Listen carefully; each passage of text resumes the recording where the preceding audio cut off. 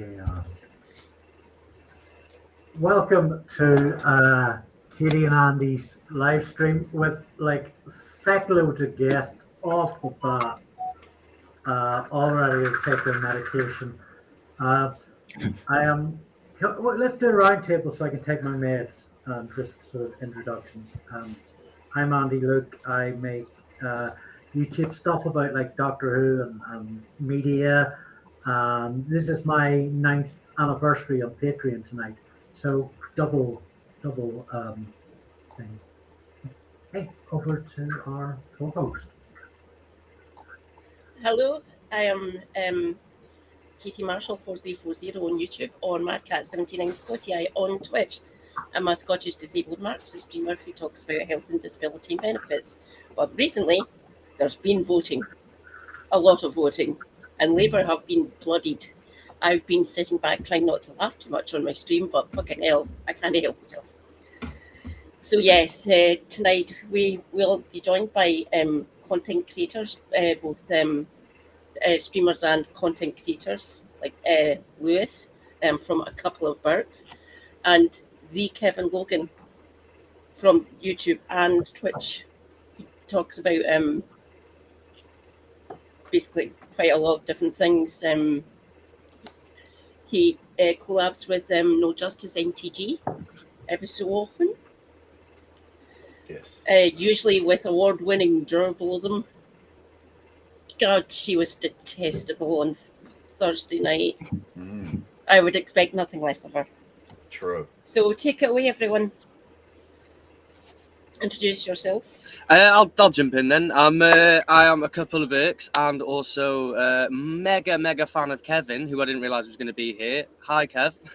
Hello, a couple of Burkes. How are you, sir? I'm good, man. I'm good. To describe what I do, I think I sort of describe it as sort of anti-gammon content. It's essentially just looking at far-right individuals, figures, and networks, and breaking them down and how they affect the political landscape in the UK, and also pointing and laughing. That's a lot of what I do, and it's fun.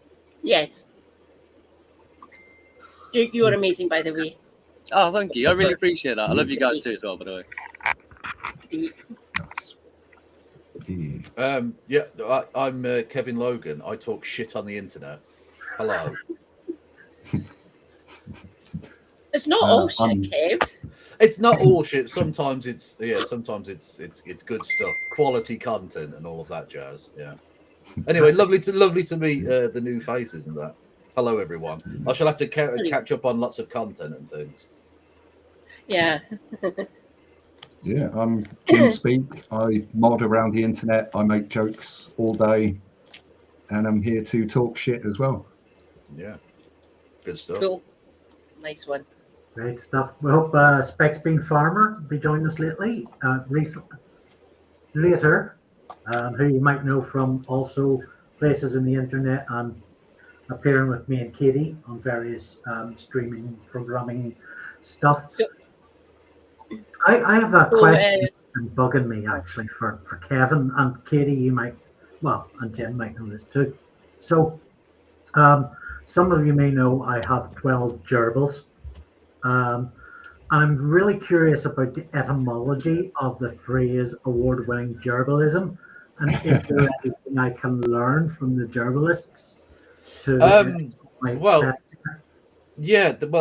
The etymology is I wanted to demean the concept of a certain Scottish person, not present company not accepted, of course. Being a journalist, right? Because she's not. Laura Koonsberg is a fucking hack piece of shit.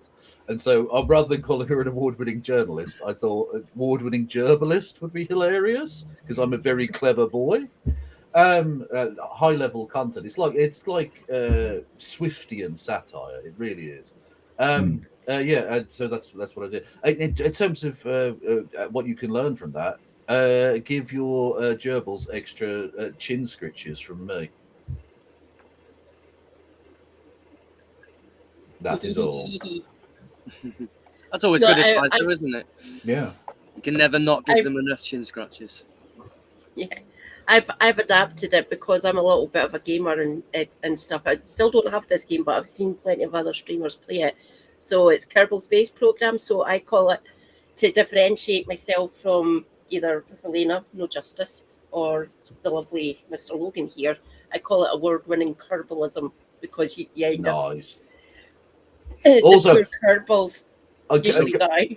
What I will say, look, Kerbal Space Program is both simultaneously the best game ever and something I would absolutely not suggest you get into, because you will waste your entire life playing that game. There's no end to the possibilities. For those who don't know, you play as a race of a species called the Kerbals, who build space rockets from scratch, right? And you launch them into space, and virtually none of them will ever work. And it will fucking drive you mad, and you will spend days and days and days trying to make any kind of viable rocket, and then just put lots of boosters on things, and it'll fucking explode and kill all your people. So, you know, that's... So just get gerbils. Yeah. There's an analogy in there somewhere where I we've lost got the a lot link, of I'm sorry, sense guys. in that happening in real life. It's not my fault. Hello, Spexbeanfarmer. Hello. Praise be, there's a Welsh comrade. There's another one of us. You've got one of us. You've got a Gog, and you've got one of us from the south as well. No, So. they call us Gogs. We call them racist, and it's a great. No, Gog is just sort of Gog-led, which just means really well. Yeah. Well, whereabouts are you from in Excellent. Wales? Because I've got friends in both the north and the south. So I'm from South Wales. Right. I'm like in the valleys, basically. That's yeah.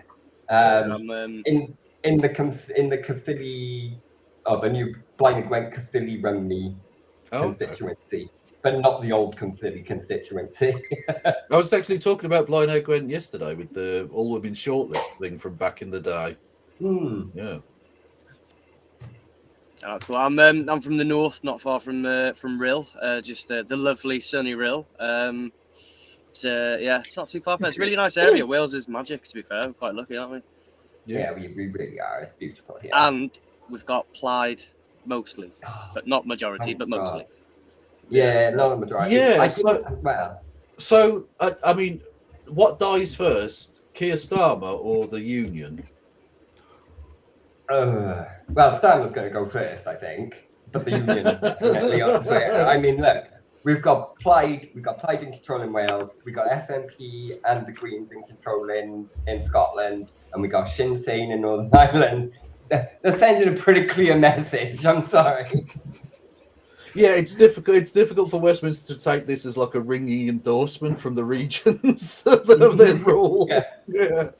True. A pox on both your houses. Can we join? Can we join like Wales and become part of Wales here? I think that would be nice. You're all We are accepting refugees. We'll happily take you guys in. You may have to change your name to something slightly more Welsh. Yeah, that's fair enough. I mean, sweet dragon. We're gonna have to Irish anyway, so. Well, literally, yeah, exactly. Yeah, we'll put like 2 sets of double L's in Birmingham somewhere, and we'll just become Welsh. I think that's how it works, right? Yeah. Birmingham. Yeah. That's what it is. Birmingham, you know. Yeah.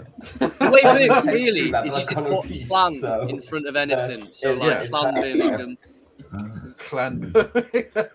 my friends in Didno would like that joke. I think. Yeah. I was just in London today, you know. Yeah, it's a lovely place. It really is, yeah. I went up on the pier there. It's a gorgeous place up there. Really I don't think I've ever told the story of the night I slept rough in Llandudno. I don't know if I did, but I did. It's partly by choice and partly because I missed the train home. I like me. Yeah, there you go. It was lovely though. It was the middle of summer. The sun came up at like 4 in the morning. I slept on the beach. Well, the beach front, not on the beach. I'd have been washed out to fucking sea, but like on the beach front. No, it's I mean, there's worse places to sleep. Right? And when I say on the beach, I mean the pile of stones that they call a beach.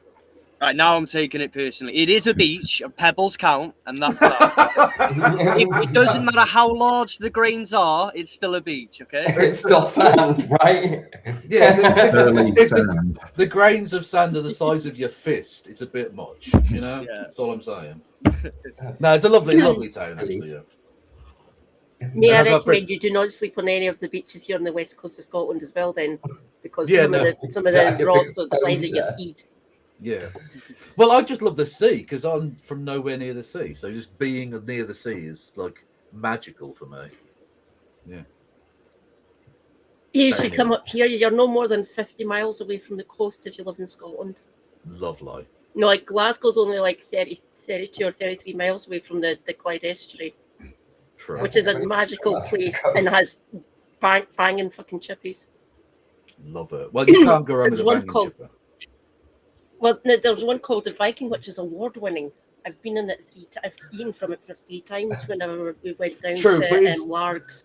Is it award-winning in the same way that certain other Scottish things are award-winning? No, As previously mentioned. It actually went up against the different chippies across the UK, and one Oh, nice. 2006 and 2015. You remember The the last years? That's amazing. Oh, I love that dedication. That's beautiful. Because they're a banging chippy. Good. Like there's been ones here that have won more recently here in Glasgow. I think the last one that I'd beat, the last award-winning one that I'd been to here in Glasgow, won 2 years ago. And it's fucking expensive in the city centre now. Like a fish supper is like £14. It's dear up here for a chippy. You know, like it's £12 down the road, which is like a 5-minute walk for us down to our local chippy, and it's like $11.95 for a fish supper. A special fish, like the two fillets plus like some chips, it's like $15.95. I said, what the fuck? Yeah, that's a bit much. You're having a laugh. You're having a laugh, mate. I was living in Oxford for about 4 years, and there was a place in Headington called Oh. Andy. Where Andy lives? Left his tag. Andy. It's getting shut down by Big Chip.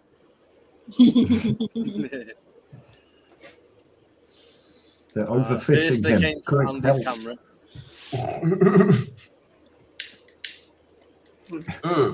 How did it go your way, Kev? I was the result in the locals there. Naturally, the Labour Party got wiped out. They went from 40-something seats down to 17 out of the 101. Nice. And I so love the fact that it's 101, like the fucking 1984 reference, because we are the place where your worst fears come true. They got wiped out. They came 4th in my constituency, which is a place they've never really lost in for the last century. They came 7th in mine. I don't think we even had 7 candidates. Fuck. Okay. The Green Party did really well. They went up from 2 to 17, and 2 to 19. Sorry, and then now the second largest party, Reform, did very well though, which is incredibly frustrating. But there you go. Yeah. But either way, there was never going to be overall control for anybody. I'm putting Reforms like a good results here down to English pensioners. That's what I'm telling myself anyway. Well, unfortunately, because I mentioned obviously I've got friends in Didno, but I've got friends at the other end of the nation as well in Llanelli, and they've elected lots of applied people as well, but also they've elected I forget how many fucking Reform bastards as well. And it's just it's so shame to see a place that I genuinely love, working class constituency, elect fucking fascists. Yeah, it's very disappointing, But like, the Welsh and Scottish people are not to blame for this. This is an English disease, It is, yeah. It is a very English disease. Oh God, Kev, do you want to know something horrible about this constituency? Right, I'm not blaming fucking Springburn because we don't vote in fucking fascists here. Go on. So because of the boundary changes, we've been grouped in with like Easterhouse, which is 6 miles to the east of us, right, where I currently sit, and 21% of this constituency voted for fucking Reform. So what the fuck? Who's voting for Reform here in Glasgow? Honestly, what the hell is happening here? If you're Scottish and you're voting Reform, you're just English. Move. Right. Yeah. Like, that's embarrassing. Stop it. You know, like Super Hubby was saying, you do realise there is orange halls. Well, exactly. I mean, half the city is fucking Rangers filth, you know? Like, it's going to happen. Oh, God, speaking of Rangers filth, right, they finished 1-1 today, thank God. But so it's the Old Firm game tomorrow at Parkhead. Yes. And I'm still kind of jittery about it.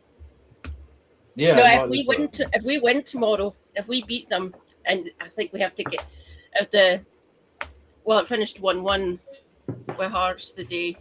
Yeah. So we just need to. I think we need to score at least 3.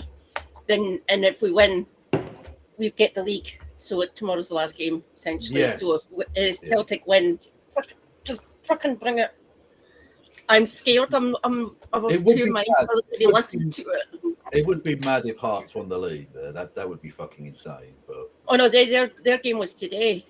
No, I know, but look, they still could win the league, couldn't they? Yeah, if Rangers do them a fucking favour. Yeah. But and I think, over my dead eyes, unfortunately, I think Rangers would quite like to do them that favour. Yes. Alas. But anyway, weren't we here to talk about election results or something? Wasn't there an election, I think? Yeah. Oh, there might have been. I'll bring that up. That could be why I'm still so fucking tired. Yeah. It's been quite a mad one for Wales. But I am really happy to have seen that. Yes, Reform did make a lot of gains in Wales. You know, no one can deny that. They will be the opposition here in the Senate and things. But like a lot more people have come out to vote than previously. I think it's like way more than since devolution even happened in like '99. It's like 51% something turnout. It was fantastic to see more people getting involved. 50%.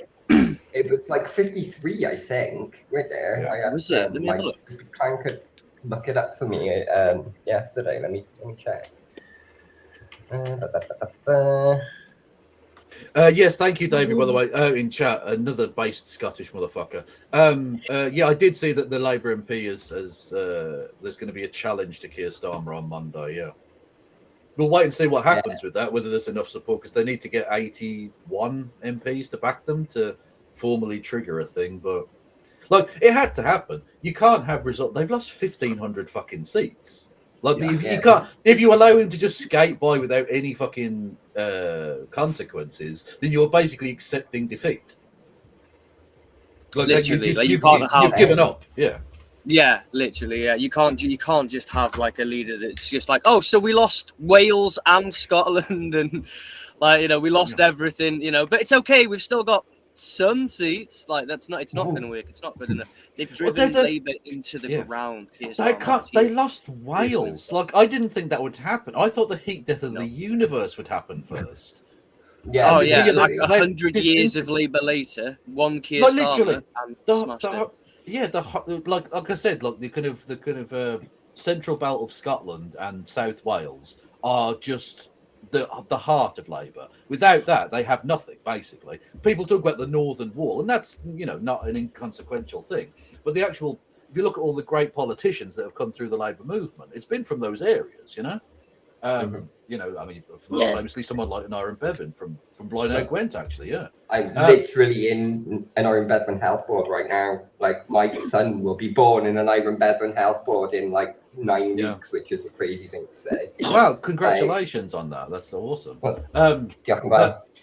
Yeah, but anyway, sorry, the point, if you lose those heartlands, you've got nothing. And it's gonna take something genuinely quite special for them to get it back now, because once you've uncorked that bottle, it's going to be difficult to like row back from it. If you allow me to mix my analogies there, yeah. No, but you're not wrong though. Like, Wales is done with Labour. Like, that's it now. I think it's applied. Well, I think not just with the Labour part. I think large parts of the country, in places like Wales and Scotland, are done with Westminster at this point, because it's so obvious that they're treated as an afterthought. Like, I mean, I know it's not necessarily the government, but it was so on point. I watched Question Time on stream last night, and they had someone from the SNP and someone from Plaid Cymru, right? It was Elsa replied, wasn't it? It was indeed, yeah. And she had a lovely voice. Anyway, but the point being, they had them on for like the first half of the show, and then they like changed and brought in like a green person and someone from, I can't even remember who the other person was. Oh, from the Lib Dems. The Lib Dems are eminently forgettable. But essentially, it was like so. It was so emblematic of the problem that they brought in these, these regional people and then just shooed them away halfway through the show. Like, you've had your say now. We're going to talk about serious English things now. Fuck off. Like, it's just like if you treat people that way in a democracy, especially, but in any system, they're obviously going to turn against you because they don't like being treated like absolute pricks. I mean, yeah, there's a political podcast here called For Wales, See Wales, because like on everything for the most part for the last, it has been For Wales, See England, and that's kind of the point, isn't it? I mean, I think people have said that. I don't think we're quite at the level that Scotland is on the independence question, because I mean they've got more devolved powers than we do as well. Like they've got more tax rating powers. Like we've got some income tax powers, but nowhere near as many as Scotland. So no, they're a good 10-15 years ahead of us in terms of the independence march. They're, it's been a loud voice there for quite a while, whereas a lot of Welsh people, haven't really been thinking about it too much. But now we can see a very visible change in that happening applied across across Wales is to vote for an independence party, which means that it's certainly a little bit of hope for the rest of us, that do want independence. So it's certainly getting there. IMS is in Newport. It's mad. It is mad. It's insane. So, like, I was thinking that the main message for this whole election we just had, no matter whether you're in Wales, Scotland, or England, the message was, we don't like Westminster. Yeah, pretty much. Because even the ones voting reform are very anti-establishment, or that's what they claim. Yeah. They're also saying Westminster doesn't work right. But even the And right Keith's like, no, I intend to continue. I intend to see this through to the next election. That's a solid effort. That's a good. Out of your hands, bitch. If there's a vote of no confidence, that is completely out of your fucking control. You fucking idiot. Yeah. And he's made his position clear. Nothing short of a vote of no confidence seems to be. And you can't just pull him to one side and be like, here, you lost entire nations. Like, Wales is gone. Like, good luck getting that shit back. Like, can you just step down, please? And he's determined to make this car crash even worse. So someone else is going to have to take the wheel, I think. But I don't think he's going to have to be pushed out. He's not going to step down. Oh, yeah, absolutely. Well, that's the thing. They work so hard to get their faction to control it completely and utterly. They're not going to give it up peaceably, are they, No. There is some good things that have happened in this seat of mines. The Lib Dems and the Tories lost their deposits. Lol. Get wrecked, lads. So the Lib Dem one got 3.1%, and it's the same fucking women again. Why do you keep on trying, you stupid bitch? 2.7%. No, it's the same one that they put into this constituency every fucking time for Holyrood, and she fails constantly. So I'd like to know how many £500 they've won on this woman. Although the bizarre outcome from this election in Scotland, which I found fascinating, is, I mean, obviously the Labour vote went down, they lost seats, but they've gone from being third to second now. So they're the actual opposition. Right? Yeah, but most of them, Jackie Bailey got saved. Fucking hell. Yeah, they're fucked, but like, rhetorically, that means Anna Sarwar is going to be the leader of the opposition, which is really odd. Like, does that? I mean, he can't. You'd think he can't stay because they lost loads of votes, they lost seats, right? But as the leader of the opposition, is he going to step down? Does it even matter? It doesn't really fucking matter. Yeah. Because with the SNP and now the Scottish Greens, they've got the 73. They've got they're over with the two of them. That's 73 people now. So 73. Well, I've said this, MSPs. Right? Far be it from me to tell the Scottish government what to do necessarily, but a suggestion I have is following a similar thing that the Catalan government did. When the Spanish government denied them an actual independence referendum, they went, okay, fuck it, we'll do it on our own then. No, it didn't have the force of law to it, but it forces the hand of the national government to either do what they did in Spain and crack down on it and arrest people and they forced several of the Catalan leaders into exile in France. Yeah. Like it was something from the fucking 20th century. It's bizarre.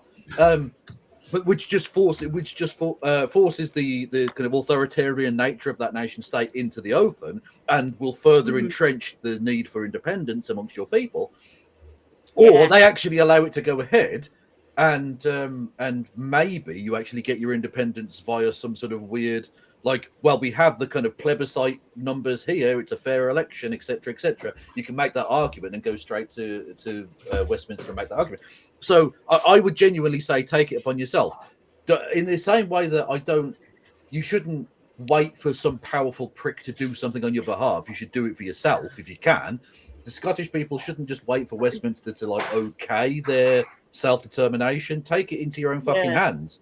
Hold a vote and force Westminster to either crack down on it or fucking accept it. But you need like a quarter of the armed services, like the quarter of the soldiers of the United Kingdom are Scottish. Well, exactly. You would risk genuinely. You risk civil war if you try and fuck up the situation. But either way, the SNP, I think, have something of a mandate. They don't have a majority, of course, but they have something of a mandate alongside with the Greens as well. You clearly have an independence. Like, even if you want to say it's look, obviously it's marginal in a sense, but you have enough of a vote for independent supporting parties that you have to at least ask the question again.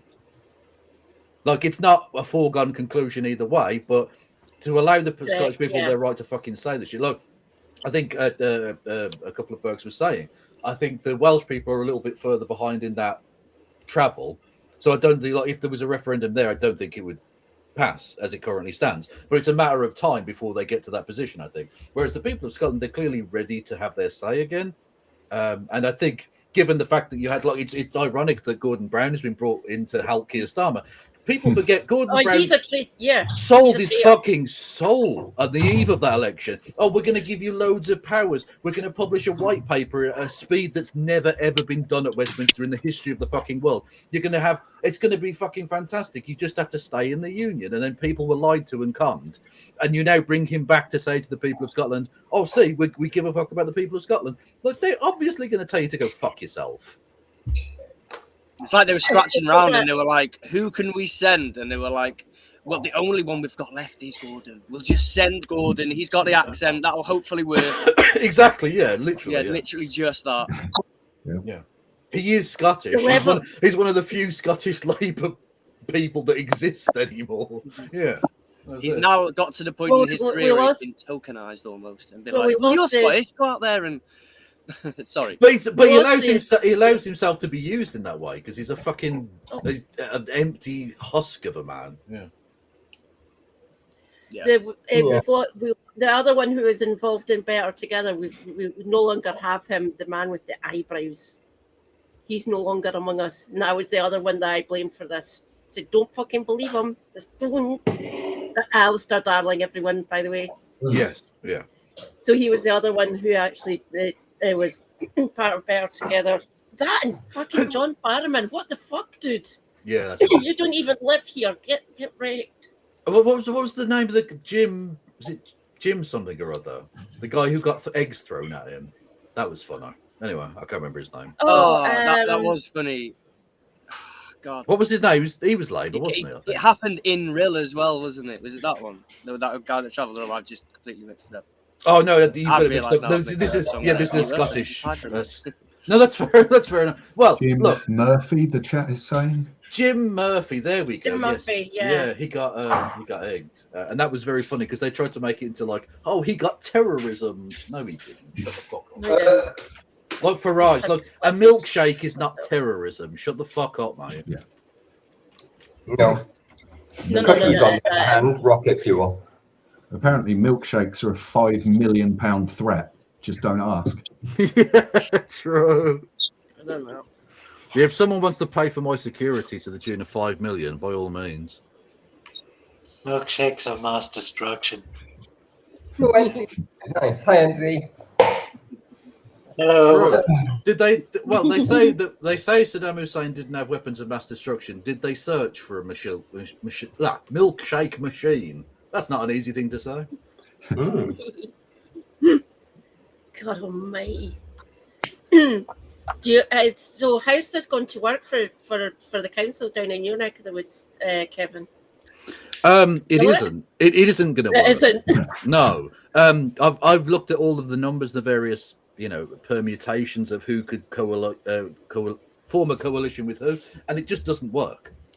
Right. It's too disparate. Like there are like 6 seats between 4 parties, right? So Reform have 22, Greens on 19, Labour 17, and the Tories 14, I think it is. So 12. I just checked. It's 12. 12. Anyway, although to be fair, they did probably quite well to hold on to 12. To be honest, Yeah, fair. their vote is just nothing, man. Anyway, that's all like the middle class areas, the leafy suburb cunts. Anyway, I'm just going to ask you what areas would have voted for the Tories? I don't know off the top of my head, but I'm going to guess places like Quinton and Edgbaston, basically middle class, like suburbia type places. Because we do have rich people. It's just like we don't. When we say we have posh people, we have like Birmingham posh, which is not posh. You're not like wind your neck in, lads. You don't live in Kensington and Chelsea. You live in fucking Moseley. Behave yourself. But yeah. So there are some areas where like Toryism is still sort of a thing. But it's very localized, and they have no sway across the city at all, which is why they can't win an MP here, because you can have like one little local pocket which might be able to win a ward in a council district because it's a few streets basically. Whereas across a constituency of 60,000 people, there aren't 60,000 Tories in the city. There just aren't. So they can't win an MP here. But basically, it's going to be ungovernable. Which is really not helpful considering we're still fucking bankrupt and we still technically have a fucking strike on, which has been going on for 18 months near enough now. Fucking hell. Oh, for fuck's sake. Yeah. Yes. They do have a preliminary deal, but that was done with the Labour Party who have just lost power here. And, of course, with the Labour Party leader who also lost his fucking seat. So he's not even a councillor anymore. Oh, you can't even get shut up, can you? At least when this happens in like Venice, you can actually blame it on the mafia.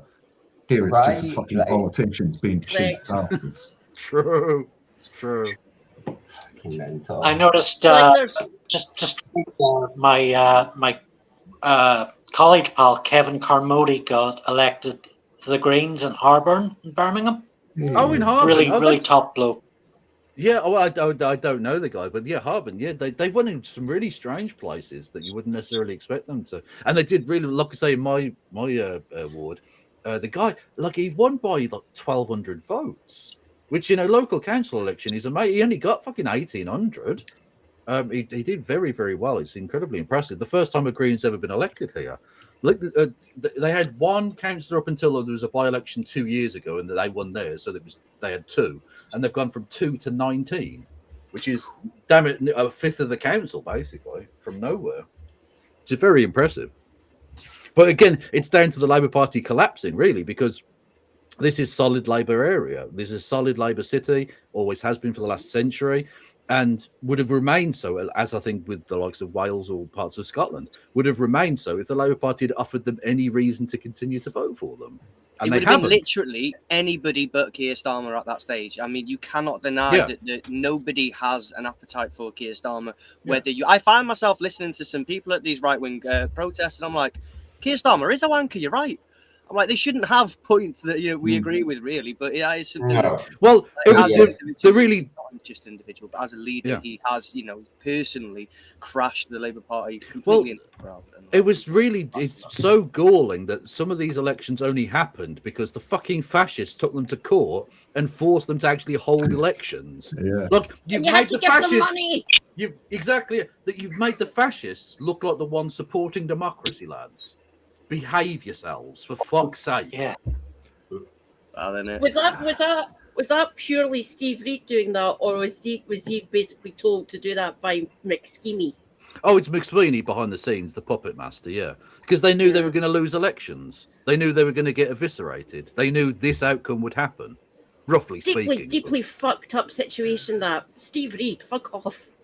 See, Yeah, I don't want him either. He's one of the the founders of fucking Labour Together, and so technically there's 3 of them in that fucking cabinet who are Labour Together. Yeah. Well, exactly. You need We someone don't from want any of outside them of in that group. power. Like Ed Miliband would have had a better chance. Fucking Andy Burnham would have had a better chance. Yeah. But anyone from that clique, you can't fix the problems you've created, lads. You need to go. Yeah. Yeah, it is time to go.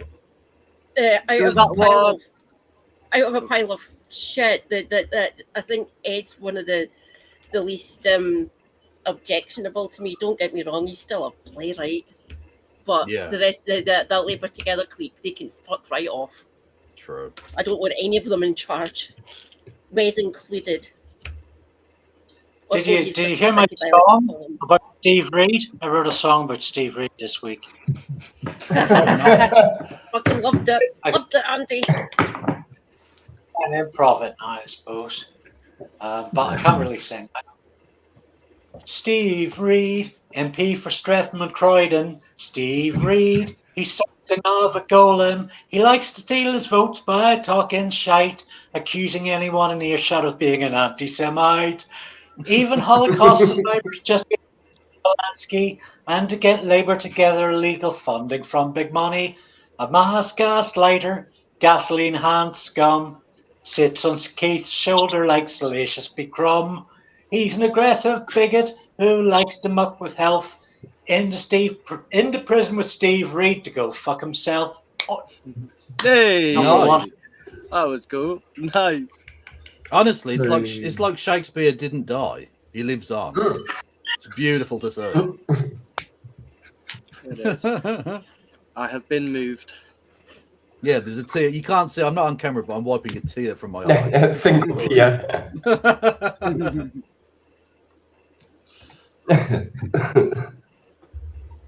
Excuse me a minute, but right back. Props. So what's up next then? Obviously, I mean, council into the ground. What? What was that, Jim?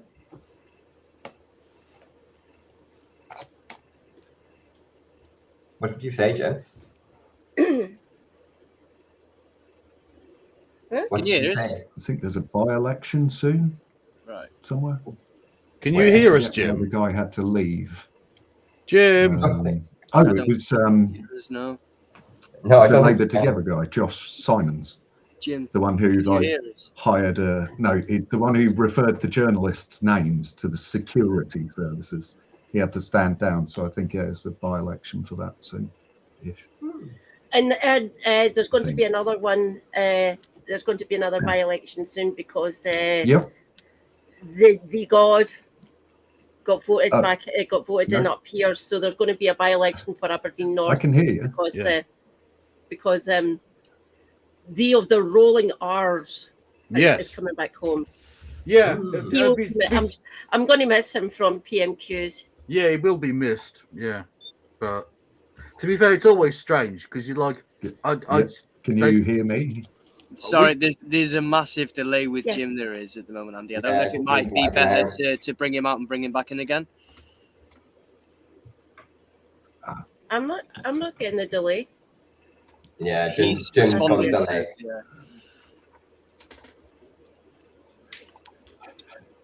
It was a banger, wasn't it, Grouch? Yeah. Give us a thumbs up. Let's see how long it takes for him to get it. Yeah, right. Damn it. I'll go back out. Come back in. Okay.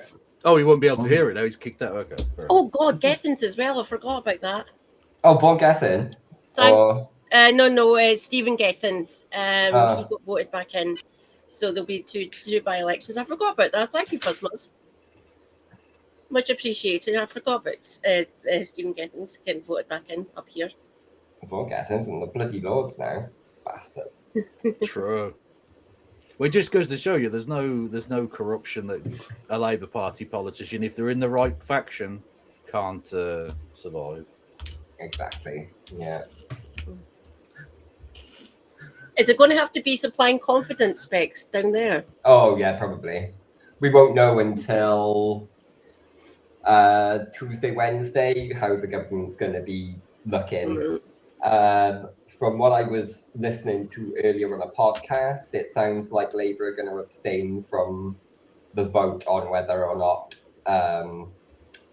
Rena Bureau should be the FM or not, so they can have plausible deniability later on down the line, because there's going to be enough Plaid MPs and the Greens will vote for him, so they're going to go to the line. Yeah. Fucking so- amazing, wasn't it? Well done, well done for Hannah Marie Goodlad getting Shetland. Fucking awesome. Good for her. It was a beautiful moment, wasn't there, during the speech in oh god, was that in Didno maybe? Where they just spontaneously broke into the Welsh national anthem, which was fucking that was genuinely quite. That was. Yeah, that was beautiful. I love that. That was great. That was. Yeah. It's good to see. Look, it's good to see you can do nationalism in a positive way, because so much of what we think of as nationalism is like differentiation and superiority, whereas actually just a people, expressing themselves positively is a beautiful thing to behold. Absolutely, like, cultural expression doesn't always have to be bacon and fucking it doesn't always have to be and, bacon like, sandwiches and flags. Yeah. Literally, and like Yeah. Like, I don't know, and it's national identity, not nationalism. I think there's a difference. I think you gotta, like, because like a place does mold you in a certain respect, right? Like, there are certain things that, like, so I don't know, to ignore that, I think it's silly. And I think Wales has shown that you can have a progressive national identity. Yeah, absolutely. We do have a progressive national identity, and I think that the thing is that patriotism means something different here. It means what it originally means. Like, to a lot of people, especially across the border, patriotism is about the flag. It's about the whiteness of it almost. That's kind of where it's been, that patriotism has been hijacked by, by a lot of folk, that this is what real patriotism is, and it isn't. Progressive national identity is something that you can have in a decent way. You can be proud of where you're from. You can bust out into song. We do it just fine. And what I mean, and it's and hopefully it's something that we start to see more of. Real patriotism, real pride in your nation and your history and everything else. Like William Shakespeare was mentioned before, and you ask some of these folk like, oh, who's the most what's the most British person who you're proud? They'll be like Tommy Robinson. Yeah, exactly. Yeah, just Yaxley Lennon.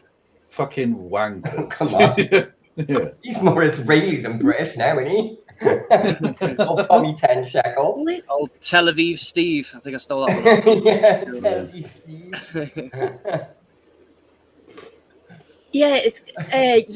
The strength. They're just noticing someone in my chat, Layla Spellwind, saying they never thought they'd see Lib Dems getting dethroned up there, because the Lib Dems at Westminster level, Alistair Carmichael has literally dug his claws into Orkney and Shetland at this point. Can't believe he's still in the fucking House of Commons. He was in the fucking coalition government, everyone. God damn it, Orkney and Shetland. At least they're starting to learn now. The Lib Dem one for Orkney, somewhat decent. He was the one that introduced the assisted dying bill that didn't pass. The angel of death. Yeah. No, he was well respected. He's well liked in Holyrood, because he's been there forever. But the fact that Alistair Carmichael is still on Westminster level, just what the fuck?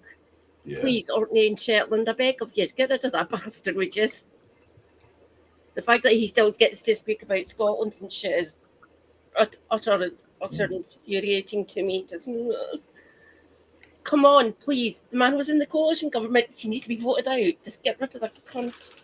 True. So Shetland's done me a fucking massive favour there, getting rid of one of them. So when does the rolling R become First Minister then? Curious, isn't it? I said he should run, and a couple of weeks after I said that, I found out that he was running and said, fucking yes, we're going to have him as First Minister, and he's going to go up against Anas and show him what an actual penis he is. Yeah, like it's very much a kind of Burnham situation where he's not going back there to just sit on the back benches and do nothing. Like, presumably he wants to be the leader, right? Yeah, I would assume so. Yeah. Yeah. He's disabled like me. Is he? He's got he's got leg issues. He's got No, I didn't know that. Yeah, he's got a walking stick. Oh, I did not know that. Oh. Good to see it hasn't held him back. Good man. It hasn't. No.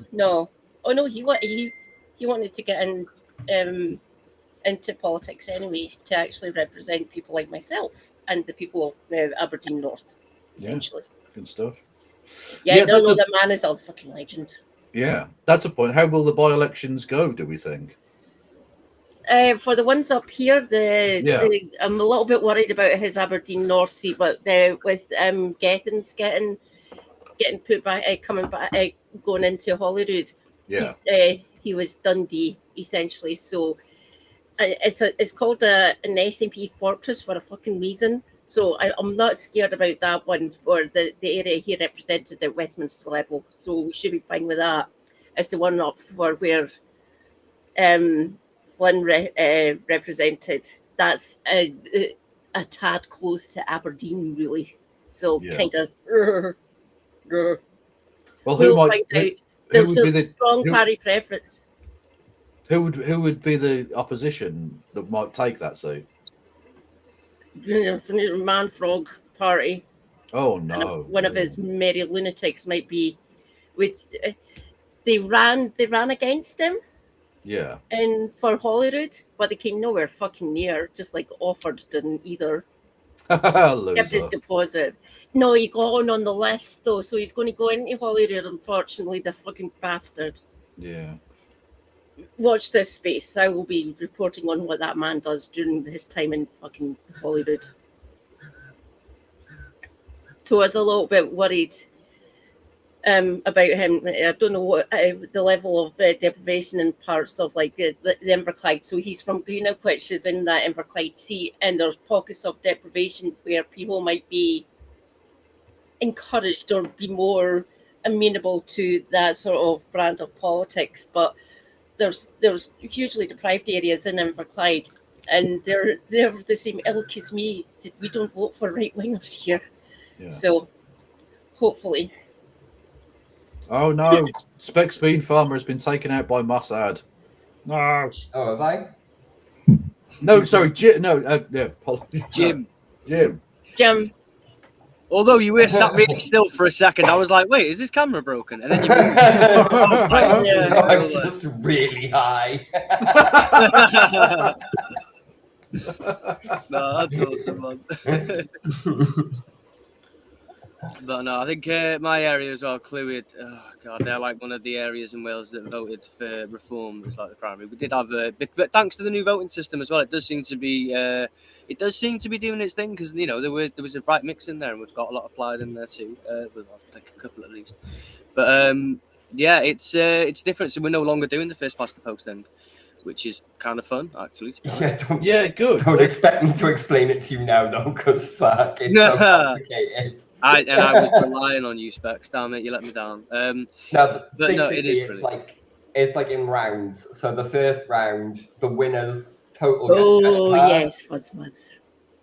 And then the second round, it gets cut into. It gets divided by 3, and then by 4, and then by 5. And then by 6, but that goes every round. So the winner of that round, that's how it's like divided up, if that makes sense. It's so confusing, and you only get one vote. It's not like single transferable. What bit's Clwyd? That's up north. That is. That's my area. That is. Is that is that where you are? So that yeah. So up there. Okay. Yeah. So Rill's in Clwyd then.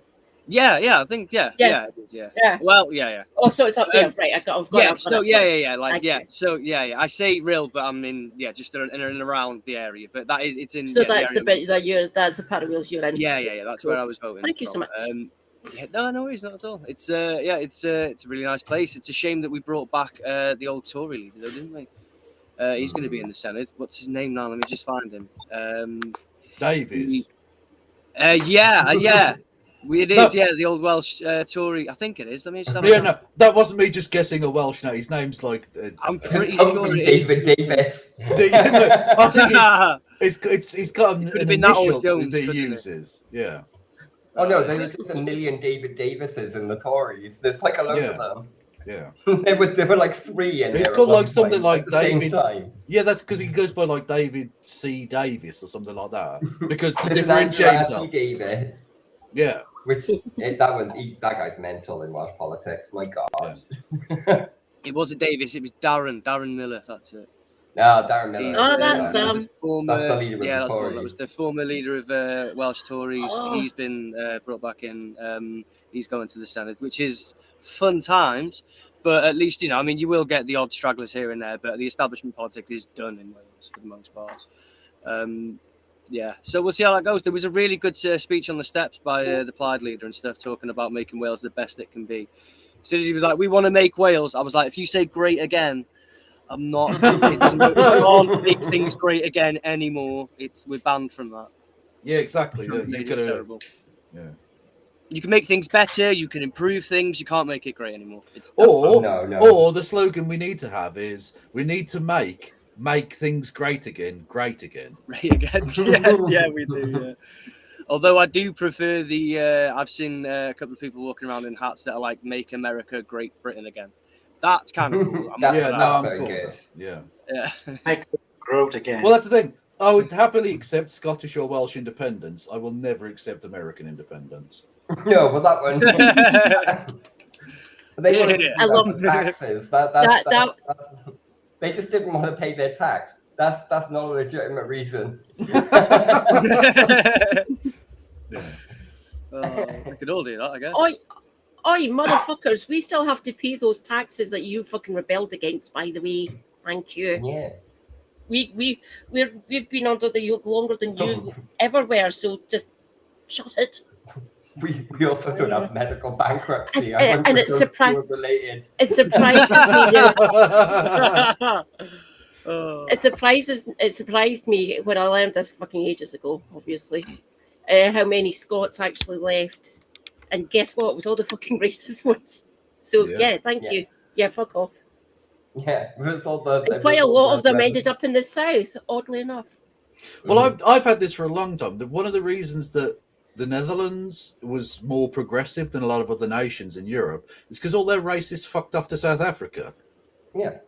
No, all of their racists went, let's go and oppress some black people a million miles away, and left the good people of the Netherlands to their own devices. You know? Oppression, shit. Nice one. Yes, let's go. 100%. It is really mad, isn't it? There's so many places where I wish that racists would just leave too. Like, could we make like a place where we just put all the world's racists together, and then they can like argue with each other? Well, it's called the ocean. Yeah. It's Atlantis. Yeah. Yeah, no. It's, honestly, this scuba diving equipment really works. Honest, lads, and you get. Honestly, the diving bell's really safe. It is mad. I do worry about where the country is going to go, not just on like a sort of domestic level, but like, I mean, we've still got, we're so uninsulated and left at the whim of people like Donald Trump. Like, if he wanted to, he could just levy a tariff. Boom, we're in recession watch. Like, as a nation, I mean, we live in such an unstable world, and now we've got like reform creeping in through the councils. Let's say that translates over to the generals, then like, yay, fun times, right? You know, I'd rather go back to COVID. Frankly. Well, I said this before when during the referendum, sort of the actual campaign in 2014, that it was sort of assumed that they would keep the pound as the currency in Scotland after independence. And at that point, I was just like, well, what, you're not really independent then. Because you're still taking diktat from the Bank of England. You're not even the elected parliament anymore. It's just the Bank of England get to fuck you. Like, that's not independence. You need to cut the fucking strings completely. Yeah. Either you're all in or you're all out. That's you Can I can't ask, halfway house it. Yeah. One of my commenters in my Can I ask- chat just said something amazing. Scotland is just going to see how daft perform MSPs are when they speak in Holyrood. Correct, Fuzzmas. Correct. Yeah. It's going to be fucking hilarious and probably quite infuriating and anger-inducing. Yeah. We will find out, obviously, when these people actually speak in fucking Holyrood. It's just going to be, what the fuck are you on about? No, you can't cut this. Right, no, SNP are in charge. Just shut your trap. Yeah. Don't worry, I will be reporting on it, obviously. Yeah, I could. So I see we've lost Jim again. Yeah, his bandwidth is getting shredded by somebody in his house, I assume. Yeah, yeah. Yeah. Taking their bandwidth. Take the switch off and throw it out the window. It's the best answer. And get back on it. Yeah, I'm having to log in and out of my computer just to let people in. So, yeah, if we lose any more prematurely, please flag it up to me so I can try and sort it out. Yeah. All right, no worries, dude. Yeah, sure. Yeah, I'll get Jim back in shortly. It'd be interesting to see out of the new intake of reform people in Scotland and Wales, who loses the first member of the parliament, because the Reform Party is so scandal-ridden and racist and creepy and weird that their people always end up having to resign or get kicked out anyway. Or spend 10 years in jail like Nathan Gill, the leader of True. It's like, it's so frustrating like how people vote for them anyway. But their first MS, Lauren Jones, got done for using a racial slur against Chinese people in a WhatsApp group. She got suspended for like 2 weeks from the Senate. Amazing. So they're already. Yeah. They're already a joke. Oh, I mean, I don't think they'll turn up. I just don't think they'll turn up. Like, genuinely. Well, they don't in Westminster either, yeah. Or in councils. Yeah. Unless they're in charge of council, they don't bother turning up. And Well, we've seen that what they're little- like at running councils as well. That we've seen like evidence of this in England. Like, didn't they have like a council run by like an 18 or 19-year-old? Well, I was literally just about to mention him. Yeah, that's Staff. Just across the way from me in Warwickshire. Yeah, and literally just down the road, abuts the Birmingham Council districts, and they had this fucking little sperm running the fucking council, and he spent the locals have started referring to him as the councillor for Tenerife because he spends more time in Tenerife than he does in Warwickshire. He's just on holiday. And then he was like, "Oh, we're going to get rid of all this DEI spending, which doesn't exist." And what they actually ended up doing was getting rid of the local fucking school bus routes, so kids are having to walk everywhere. Like it's Can you imagine blagging a place like Warwickshire that they have a DEI problem and that we need to remove the school buses to combat it? Like, I don't look. If anyone who's been to Warwickshire, they don't have people of colour to give preferential treatment to. It's all white people. It literally is. Yeah. It's I know. Oh, DEI Kev, I wanted to thank you. I wanted to thank you. I rewatched you and Helena's coverage of Gordon and Denton to get into the mindset for the election up here, and just reminded. Yeah, okay. You were flagging towards the end. I felt for you. I was literally about to fall asleep. I was so tired. It was like fucking 5 a.m. or something. It was mad. Yeah. Yeah. No, between that election and the ones happening, which literally just happened, I kept on showing political custard just to show what those 10 councils are like. Do not vote for these idiots. They're fucking morons, and look at these 10 councils as fucking proof. Yeah, but no people still voted for them. Yeah, but someone pointed out it's like people in Birmingham voting Reform to stop the boats. Stop the boats! We haven't got rivers, let alone a fucking sea. What are you talking? What fucking boats? You daft bastards. The thing I hate the most about Reform, which I will never understand how they managed to swindle people into this, but the guy at the helm of Reform is also the same guy that is the architect of crashing us out of agreements through Brexit, such as like the Dublin Agreement and stuff, which saw a substantial amount of people coming to the shores rather than using regular routes because those regular routes were closed down. Then that same guy is now saying, if you want to get rid of them, vote for me again or do something, you know what I mean? Like, believe in me again. It's the scam of all scams, isn't it? He's the architect of the problem he's trying to fix by, I don't know, taking away your ECHR. It's wild, isn't it? It's absolutely wild. That is like, as all the charlatans that have appeared in politics, I think Nigel Farage, 10 out of 10 for scumbaggery. Just beautifully done, top shelf bullshit, like nothing else. Well, I was saying that around this area in the lead up, you can't fucking trust them. Just look who they've admitted. These are Tories, by the way, everyone. Just listen to me this time, please. Because at the last general election, I said to everyone that I could get within earshot of me. Don't vote for them in Holyrood, please. Don't do that to us. We know exactly what they're like. Here is the fucking proof of what they're like, and look who they've admitted. Just look at these fuckers. And no, the parts of Glasgow did actually vote.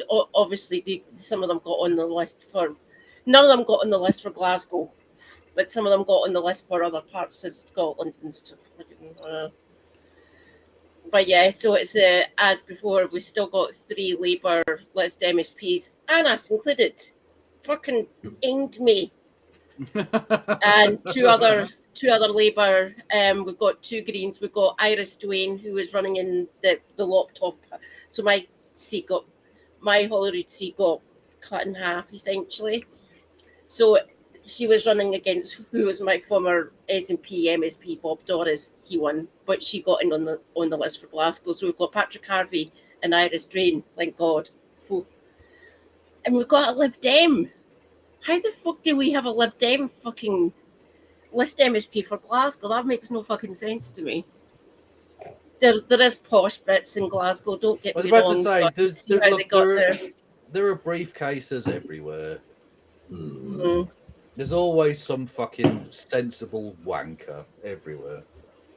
She finished second next to Bob Doris, Iris Duane. I was quite happy about that.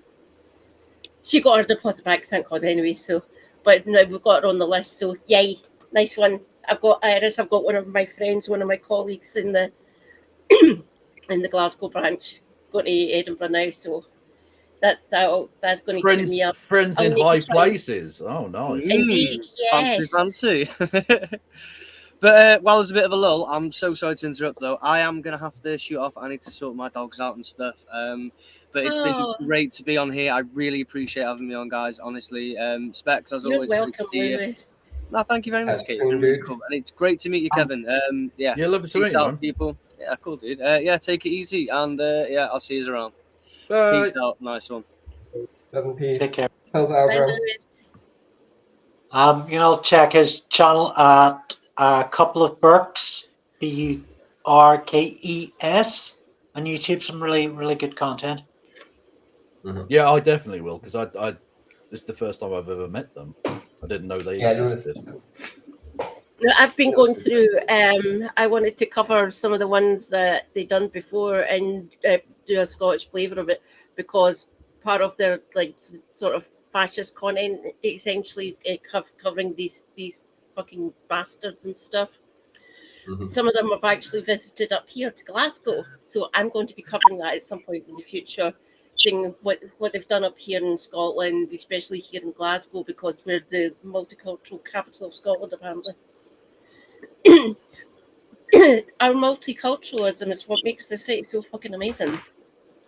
And they still think they've got a way in because look at all those scary brown people over there. Those scary brown people have been here for over 50 years, thanks. Yeah, I'm far more scared. Yeah, I'm far more scared of the fucking white people who vote Reform than I am of any brown person. Fuck's sake. Yeah. I've met some of them. I live around them. They're fucking awful.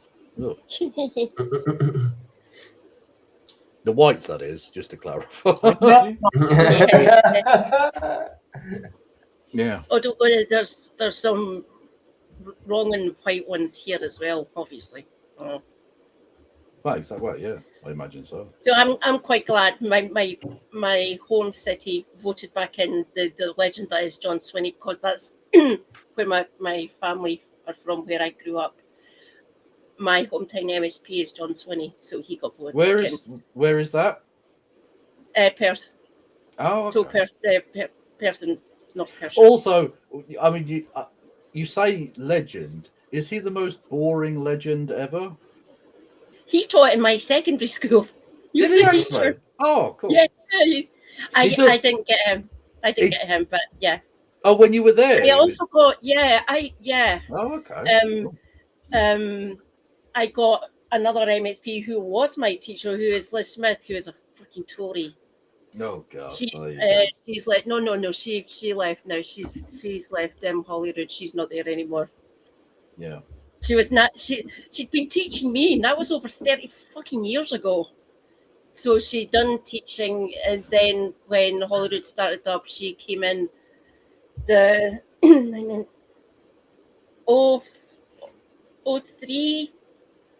Oh right, 99. Yeah, 4 years. Yeah, the 2003 intake. She came in. Yeah. And she was there up until this run, and she said, "No, I'm leaving now." Yeah. So No, like, to be she's been heading 60s at this point in her life. She's late 50s at least. To be fair to John Swinney, like I do mock him because he's a very, very dull human being. But to be fair, he's done a reasonable job, because the SNP were fucking flagging after the scandals, and then fucking what was his name? The former SNP guy. Hamza Yusuf, yeah, who was like, he's quite based on Palestine, but he's also fucking useless. And so his wife's Palestinian. Yeah. Well, the SNP were on their ass, really, and so he came in and like in a bizarre way. That's the sort of situation you do need a sensible guy just to sort of just to calm things down a bit, just get things back on an even keel, which is not what we need nationwide right now. But yeah. And every time there's a Holyrood election, without fail, there's always one that runs against him. He's called Murdo Fraser. I don't know if anyone else knows of this individual. So every time that John Swinney goes up again, there's Holyrood elections, Murdo is always running against him, and he fails every fucking time. It is hilarious. Murdo, get up, mate. Just fucking stop. He gets in on the list anyway. Yeah, I was about to say, yeah. Parts of Perthshire are rural. Yeah. I was just going to say to the person in chat, yeah, he did. Anna Sowar did lose his seat, but he gets in on what's called the list, which means like he will be an MSP. He just didn't win outright, if that makes sense. Yeah, it's a bit complicated, but it's like a better system than just first past the post. Yeah, no, like I want the. So next year we've got our council elections happening here. Plus, Andy. Lovely Andy. Will you be covering Stormont next year, do you think? I don't know. All I can see in my future is lying in a hot bath. That one's going to be fascinating for me, just to see. Hopefully, the Sinn Féin will stay in charge with any sort of luck. I obviously I've got friends and colleagues who live in Ballycastle in the north. And well, I've got family that live all across that island, and it's a complicated situation, which is probably a little bit too much to get into. That's where your dad's from, isn't it? Well, my dad's from the south, but South Ireland, yeah. But I've got family in Derry and in Belfast as well. Cool. Yeah, it's it's interesting. Yeah. Super Hobby's granddad, Letter Kenny. And when the partition happened, this isn't my Ireland anymore, and he moved over to the East Coast of Scotland. Fair enough. He was a Protestant. This isn't my Ireland anymore, and fucked off, essentially. Oh, wow. And he was somewhere on the 16th. He was somewhere in Ireland in 1916. I'll let you draw your own conclusions from that one. Well, I mean, to give some people a flavour of my family history, we had relatives who were in the original, the IRB, which was the Irish Republican Brotherhood, and then the IRA in its original form. And I'm literally named after one of the martyrs of 1916. Oh, yeah. Yeah. So I'm named after a person the British government considered to have been a terrorist who they executed. So, it's a thing. It is a thing. Yeah. I know one of my ancestors was executed as a privateer in the Caribbean somewhere. A pirate. A fucking pirate is what he was. Well, yeah, he was. And Welsh and in the Caribbean, it's not a stereotype at all. No, not at all. No. Oh, to bring in the sort of family history and sort of history which might interest you, Kev. My granddad done a deep dive into the genealogy of both sides of the family. So obviously his own side, so my dad's side, and my mum's side. So all my family on my mum's side, all the way back. Apparently, direct descendant of Rob Roy. What the really? fuck? Oh, okay. Yeah. That's quite cool. A straight line from basically down from him down to my grandparents and my mum, essentially, which is what the fuck. It's crazy. That is a bit crazy. Well, I would like to but next May. I'd like to be covering the Stormont elections next May, but the main unionist parties are just proto-reform, and they've had a lot more practice, so it is depressing as fork. Yeah. Well, maybe I'll get down to friends in Dublin, so maybe get down to there and do something on the next Southern Irish elections when they come up. Yeah, such a sweet place, beautiful sing-song accents. Yeah, much more chill than the north. Here we're still looking behind our shoulder. So the elections, the way the councils get voted in up here is STV, so thank God for that one. So 1, 2, 3, 4. I quite like that one. I wanted that one to be adopted for Holyrood, but you have to get the unionists on side to do that, and they said no, because they were scared. Because if we actually do that STV bit that we do for our councils up here in Scotland, they'd be quaking in the boots. I'm going to get voted out. Fuck. So no, we couldn't get that one passed, unfortunately, because unionists be unionists, of course. Yeah. So, that's the SNP and certain Lib Dem MPs wanted to do the STV one as well, but Labour, the Tories, back then in 99 to about 2001. They were doing the negotiations with the unionist parties. And even if they got on board, Westminster wouldn't have given to us anyway. I found that out recently through friends. So they let me know. They said, I know you've hit on your stream before, Kay. He said, no, you wouldn't have got it. Westminster were already making contingency plans for you, asking, what the fuck? Westminster, you suck. Yeah. Hopefully with this mandate, we can actually go down to Westminster and say, yes, energy policy, motherfuckers. I want to create a Scottish grid up here. Well, that's the thing. If Westminster was serious about wanting to stave off independence, at least for the time being, it would actually offer the kind of Devo Max thing that they were promising during the referendum, and actually give Scotland a few more powers and placate the situation. They're not going to, I think, stem the tide in the long term, but if they actually had any interest in forestalling the breakup of the union, they wouldn't be acting in the way they do. It's almost perfectly designed to drive wedges between places outside of Westminster and Westminster. Yeah. Yeah. 100%.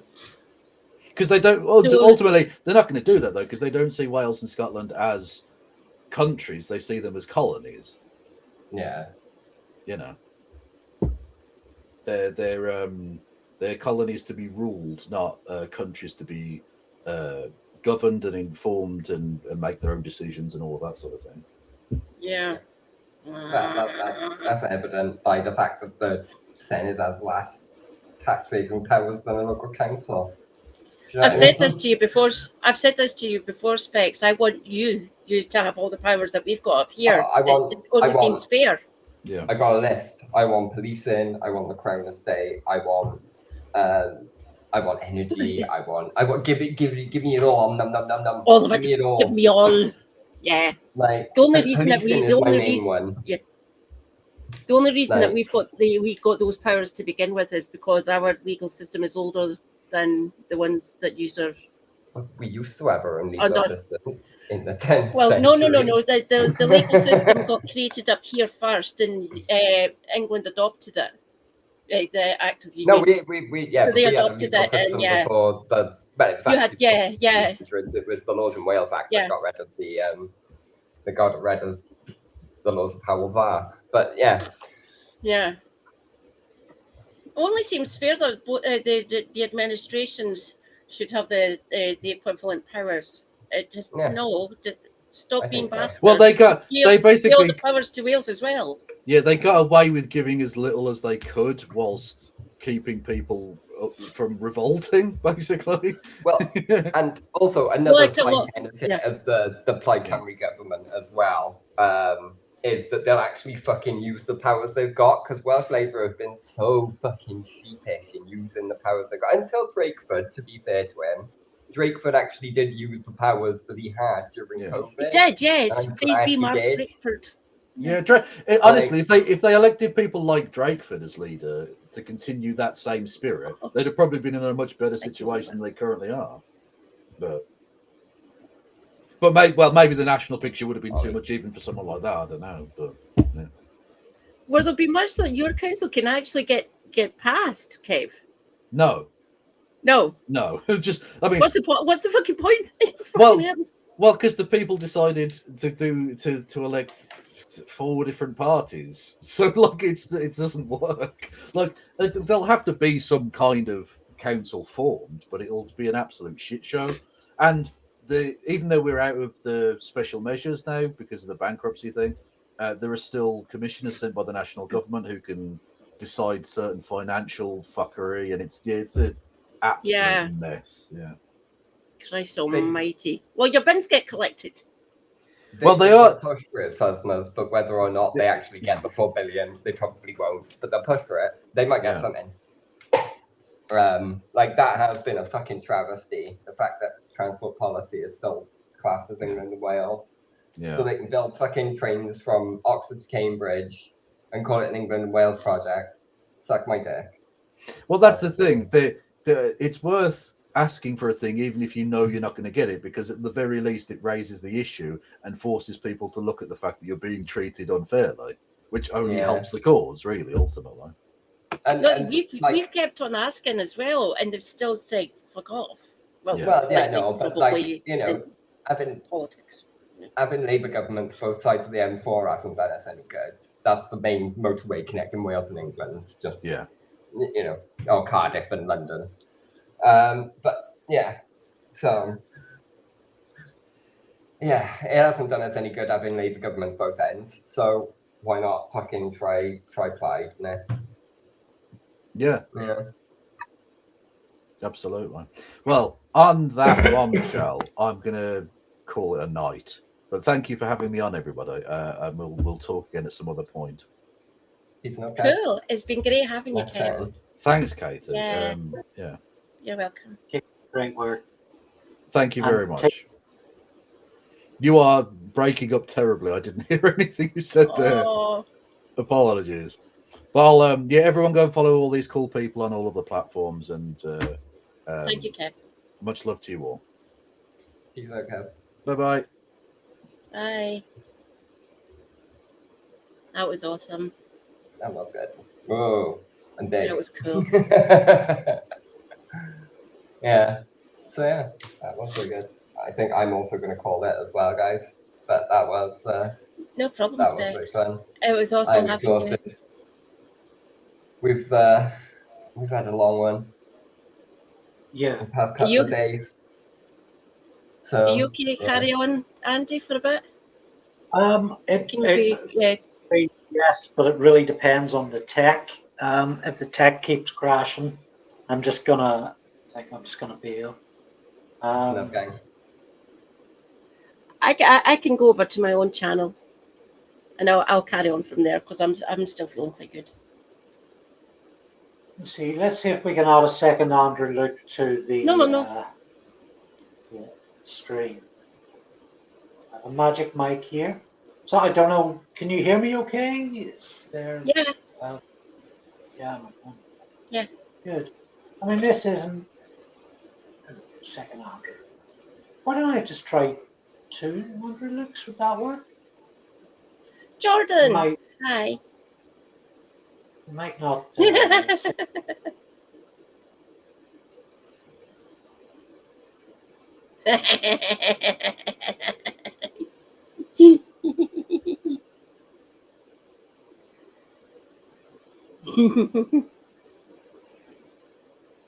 So I'm going to try switching back to the laptop.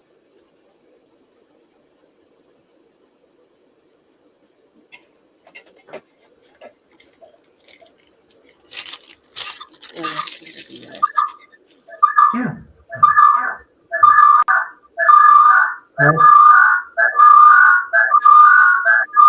That's not good, is it? Ouch.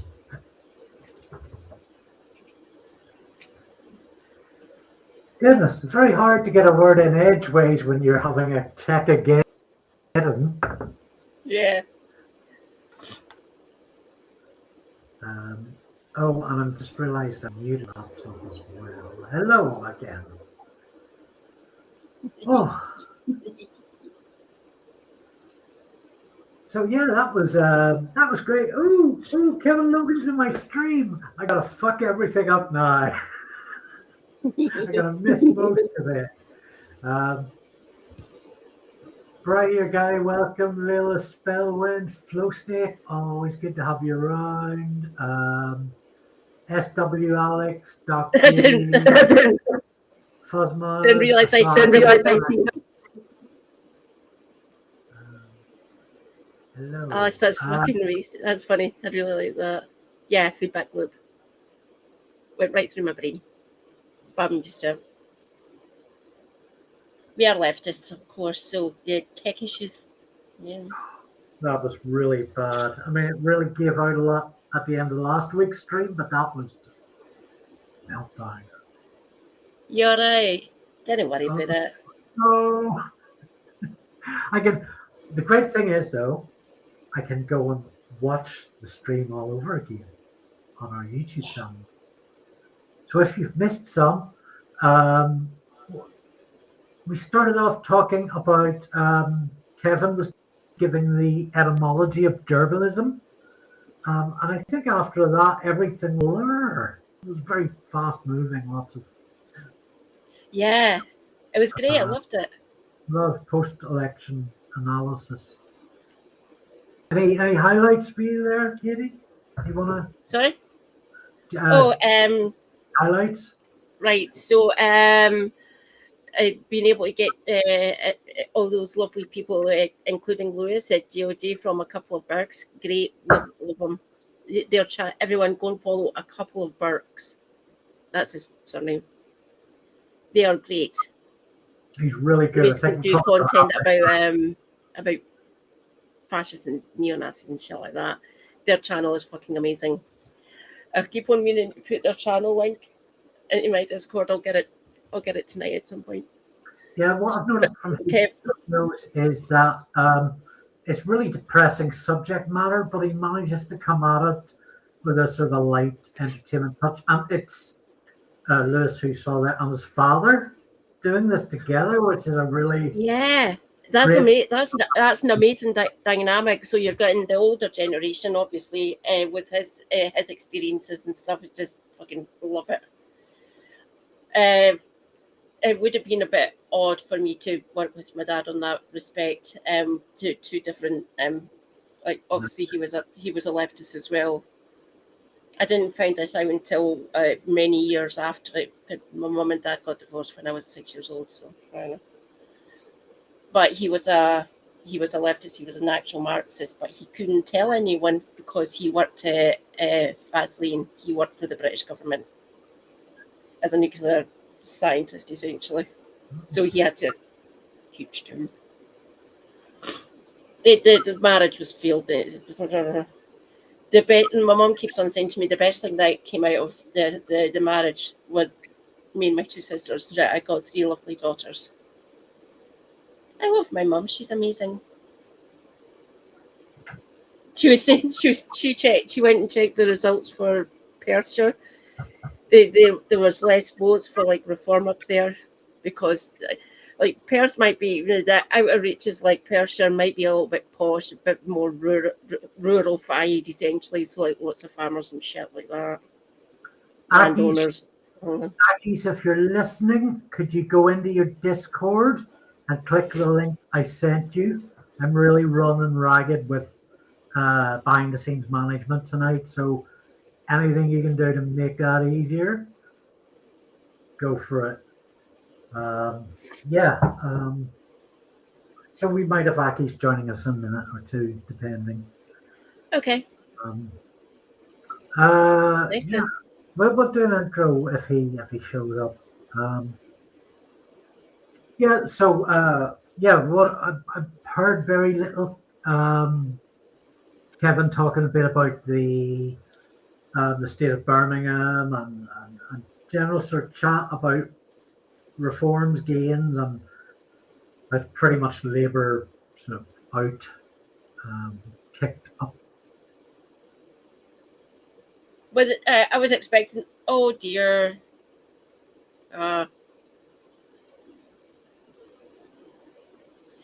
So what we were. Tom, hi Tom. Andy seems to have my connection going again. Don't worry about it. I will be here. So yeah, Labour getting the much deserved kicking. It's like people are pissed off with them or something. Yeah. I don't. So how many different parties running? How many different parties actually run for Stormont? I can reel off like 3 or like the 4 main ones essentially. So you've Sinn Féin, DUP, TUV, Alliance, Ulster Unionist Party, People Before Profit, the Greens. The Greens, right? You have miscellaneous independents. Yeah, we've got a couple of Green MLAs or MPs. MLA, same thing. So that's 7. It's like in a few weeks. Various independents. So I assume each of them have strongholds. Yeah. Yeah. I couldn't really. Someone once described it to me. The closer you are to the Republic, the more Republican you vote. I'm not entirely sure if that's accurate or not. Would you say that holds true? I suspect there's a bit of both. There's a bit of both. Right. Some areas near the border that obviously would have liked to have been included on the other side of the 1920 partition. Or 1919 partition, whatever it was. 2020. Yeah. I watched a video about the Black and Tans last night. What you've got to remember is, I do constantly go on about the 100 years that Northern Ireland has been a thing. So when you look at borders, and there are those that wanted to be part of the United Ireland, but the reverse is also true, that you've had 5 generations of people living in border towns who are very happy being part of Northern Ireland and are actually more and more resilient and aggressive towards the idea of being part of United Ireland. So, that's another factor to bear in mind when you're thinking Northern Ireland, 100 plus years. Accies, if this is you again, I'm gonna fucking slap you. Please, no violence. Yeah. I feel like proximity to power means more than physical proximity. Also, yeah, correct, Bryce. Yeah. Like, so we're so far away from where the don't get me wrong, Holyrood is a thing. It's just on the other end of the M8, which is basically a bus journey away from me, essentially. But the actual true power in this country is fucking hundreds of miles away down in London, which is fucking a pain in the arse to get to for some people, especially up here in Scotland. Like, I've got free bus travel up here, praise be, thank God. But the minute I cross the border, I have to pay. I get discounted, don't get me wrong, but it's still fucking expensive to travel down to parts of England for me. And I get the heavily discounted rail fare here in Scotland. So I get like between 55 or 75 or 85% off rail travel here in Scotland with my national entitlement card, my trap card. But the minute I cross the border on a train, I have to have a ticket from whatever the nearest train station is the other side of the border. And I don't get any fucking discount for the trains down in England. And you're gone in the heat if you're thinking I'm going to pay fucking 400 or 500 plus just to get down to London on a train. I'll use the discount that I can get on the bus to travel down if I need to go down to London. And that's not on my future plans for at least the next decade. Yeah. Right, there was a question I was trying to get into the group chat and failed repeatedly. So so, I might be able to answer it. So you can answer it. I know there's a lot of other politically active people in our various chats. It's for them to answer as well to all of you. So, being so politically engaged and activist and commenting on YouTubing or Twitching or whatever, Yes. This last week has been really like a pressure time. What do you plan to do in the next week or two?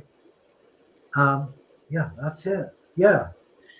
Oh, right. So they'll all be getting sworn in essentially. So essentially, you still have to swear allegiance to the crown and descendants thereof, blah blah blah, and all that fucking bollocks. Hi, by the way, I'm a Republican. There should be no such thing as a monarchy in the 21st century. Thank you very much. So they get sworn in. Then over the next, it might take a couple of weeks or something before one of them stands up and says something truly fucked in the heat or something. Who knows? Oh, yeah. We'll find out. There's So, 2 councillors gone already within 12 minutes. Fucking hell. Probably 12 hours or so. You know, I'm going to come back to that. Last week has been really like a pressure time.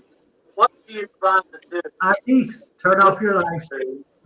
Audio streams not getting reserved. Oh dear God. Hey, is that better? That's Thank you. better. Yes. Right. I'm going to come back to Hi, that Accies. question for a minute, Katie, because you didn't answer it to my satisfaction. Welcome in, Okay. Accies. So, Accies, would you like to introduce yourself as seen on Screen Cleaner? A normal old bloke. Normal old bloke. Normal old bloke. So, Accies lives in Hampton. He's a bit of a regular chat troll. You might hear. I had to explain, thanks to Layla, Layla explained that I was referring to somebody called Accies, not a slur word, although I may use Accies as a slur word. He could certainly refer to me. Oh, aye. Begins with a C, ends with a T. Very naughty word. A monkey butler. Yeah. The monkey butler. Aye. No, I was trying to hold Lewis and all that, but obviously you've had problems. I mean, you could have had me on for a laugh, right enough, but I wouldn't have done very much with the political side of it. I mean, you can only get my own thoughts in, you know. I don't know if you used that, the thing the political thing I sent. What did I say about 6 times? I'm hanging by a thread on the technical stuff here. Oh, I know that. Aye, listen, technical stuff. I'm still trying to fix my bloody phone. When you coming back? Actually, Aki's more laid-back presence is perfect for the question I posed just a few minutes ago. So I'm going to repose it. I'm going to start with Katie. So as a political activist / nerd, what do you plan on doing now the pressure of the elections is over? What is your next week look like? Will there be spa time? Will there be Maltesers? Will there be just like gaming or comics? There will be more political discourse, unfortunately, because I'm a glutton for punishment, apparently. I'll be covering this ongoing Starmer situation, so that that's in the immediate future over the next sort of 2 or 3 days, essentially. See how that pans out, him bringing in Harriet Harman and fucking Gordon Brown. Kier, you're scraped right through the fucking barrow. Are you heading down towards the sewer or something, you fucking idiot? Just go away already. So I will be watching that unfold. Bring me up to speed very quickly on that. So, Brown's a special envoy for what? Oh, he's gone. He's been having tech issues, the bandwidth issues. Aye. So, are you back? Hello. For now. Welcome back. So yeah, I'll be covering the ongoing Starmer situation, essentially. The fact that he feels desperate enough to call in Gordon Brown, for fuck's sake. Yeah, what's Brian Harman doing, allegedly? Give me a minute, I'll actually go and check. It was actually super happy that enlightened me of this story. Give me a minute, I'll go into Google News. Akis, how's your week politics been? How's my week been? Your week in politics, yeah. Oh God, it's been up and down like a bloody roller coaster. Honestly, you think that we're doing well, and then the next minute you're not getting hammered. Your senses are getting hammered. You know, you think you're confident, and then something happens. You go, oh, Jesus Christ. I mean, that's all I could say. You know, I'm just going to move on because I need to feed the vegan. Only a second. I'll put my phone up anyway. As for what's going to happen next week, because this is over, I'm returning to my self-help thing, concentrating more on that. So I'll be basically stoning in my horns and striking on my back. Yeah, that's very therapeutic. Oh heck. Oh, right, so here's what he's brought in Gordon Brown as a special envoy on global finance and Harriet Harman as an advisor on tackling violence against women and girls. I don't know this. Okay, here, I don't know. And Steve Reid is special envoy for blaming other people, even though they haven't actually done anything. It's a bit of a long job title, but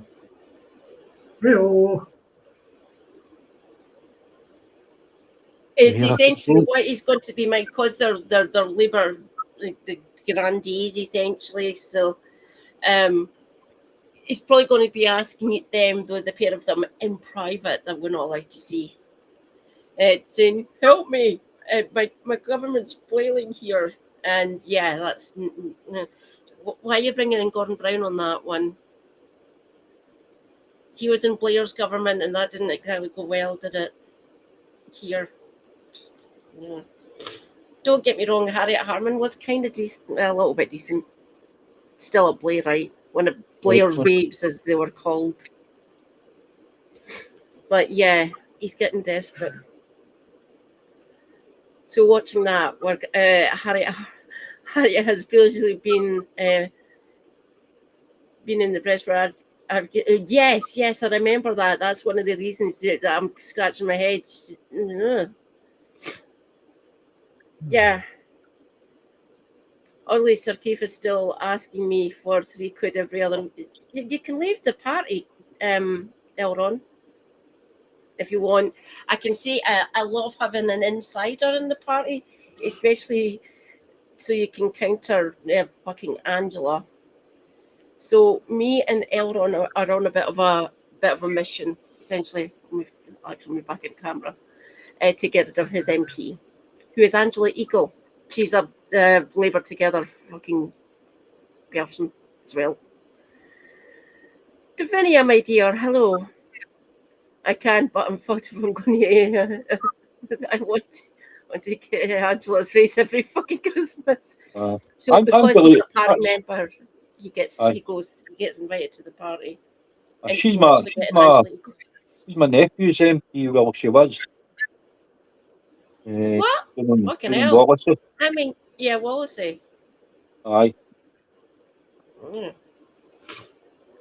This world is far too small, isn't it, at times? Aye. Aye, but that's the thing, isn't it? I mean, I don't know if she's still got a seat or not, but he stopped voting Labour. He moved to the Greens. He physically touched you. You laid hands on you. Yeah, you could. No, I'm talking to someone in my chat. Yeah, if you dare come at you again, Elron, I keep on advocating for no violence, but if they're the ones that have initiated it, it's self-defense at that point. Again, please do not listen to me. I'm a clueless, violent leftist, apparently. No, like if anyone tried that with me, I know kendo and fencing. That's all I'm saying. I'm really not following this. Who's trying to touch Elron or touched? No, so Angela Eagle, the MP, has sort of like she'll have security because she's an MP to level of it. So to keep the hoi polloi away from the MP essentially. So apparently one of Angela Eagle's defence got in Elron's face. And if he was the one that initiated the confrontation, Elron can basically, you have a right to defend yourself. Mostly, it depends. The legal system, everyone, fucking amazing as it is. Well, welcome to Accies and the level of TV production that is his thing. He knows he had to feed the cat, so he decided he'd come on stream then to talk us through the. Two cats were harmed in this advert.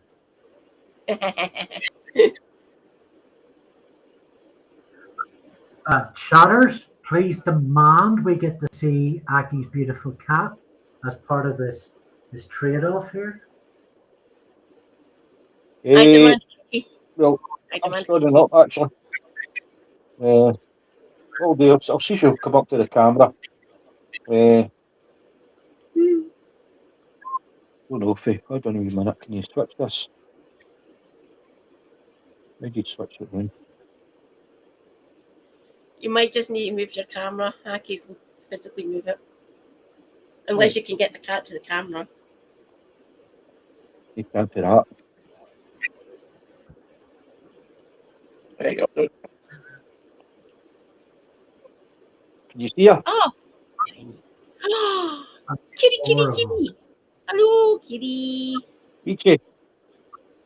There you go, hen. Hello. Peaches. Have you seen the cat, Andy, before? I assume. Yeah. The cat actually likes me. One of the few cats that likes me. Oh. Are you right? Oh, I will fact check that imminently, I'm sure. Yeah, cute kitty. No, like I like my niblets cat, which stays with my mum. Akira. Right, sweetheart. She's a bit flighty at times. She's really out of kittenhood essentially. Akira. She's 3 years old. So I'm going to ask the question I posited earlier.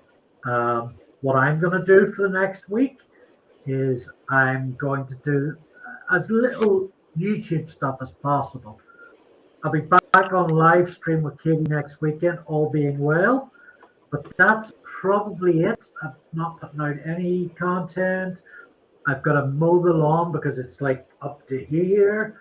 My sink broke tonight, so I've got to get a plumber out.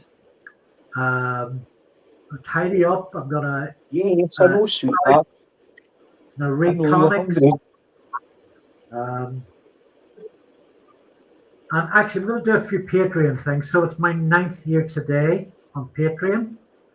And pretty much just from the outset, I've had a small but consistently supportive number of people. Pretty much send me £50 to £80 a month, pretty much consistently. So it's really, really great. Oh God.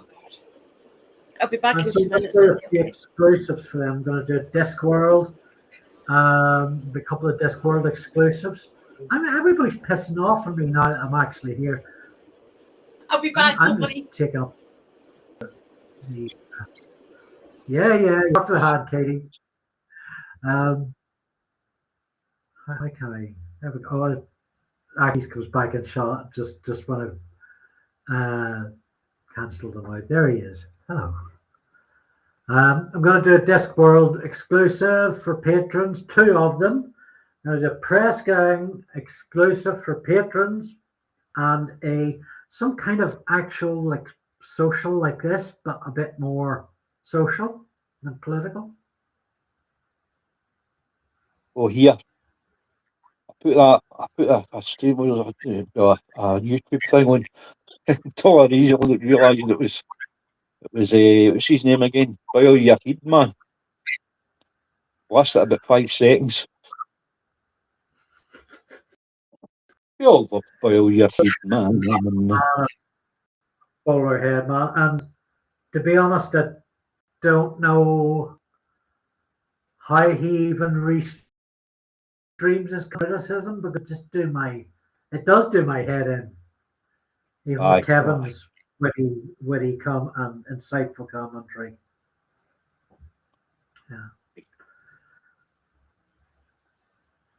Yeah. Brilliant.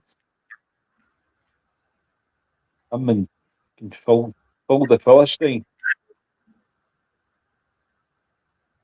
I'm sure Bowler Hatman must not have done too well with all the election results, because he was seemed to be calling the opposite.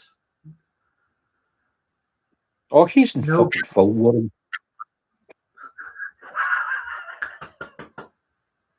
He's in full world. Yeah. Oh, aye. He's fucking he's a cunt. There you go. What else can I say?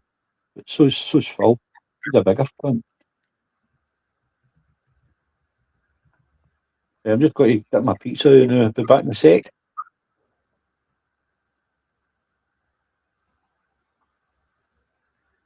So let's see.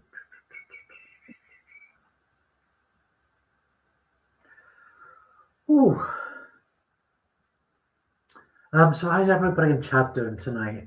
It's a bit more chaotic than usual.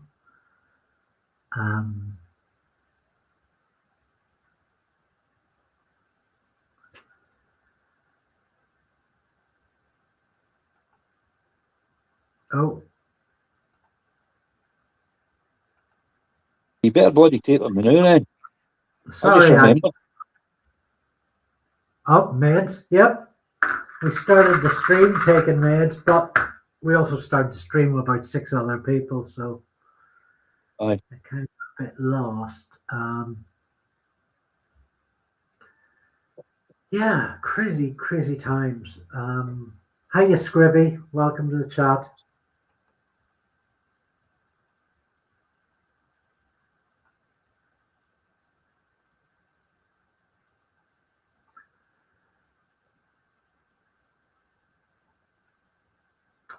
Yeah, it's been really, I've been spending a fair bit of time hanging out on the Turn Left Discord.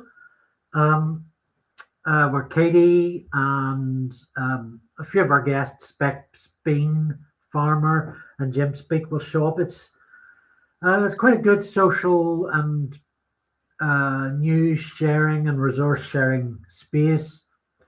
So I guess reach out to Katie or me at some point in the future, and we will get those to you. Katie's almost back. I'm going to put her on stream. Thank you. There we go. I return. I'm going to take off stream for a moment while I use little boy's room.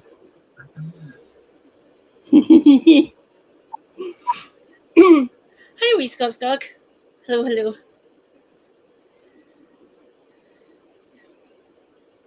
That was Aki's, by the way.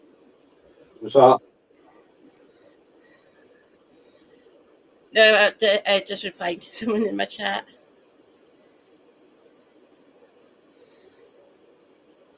Orchestran, how you doing, my dear? I see Bob got saved. We voted back in Ivan, which is good. Well, his seat didn't exist anymore. Proven.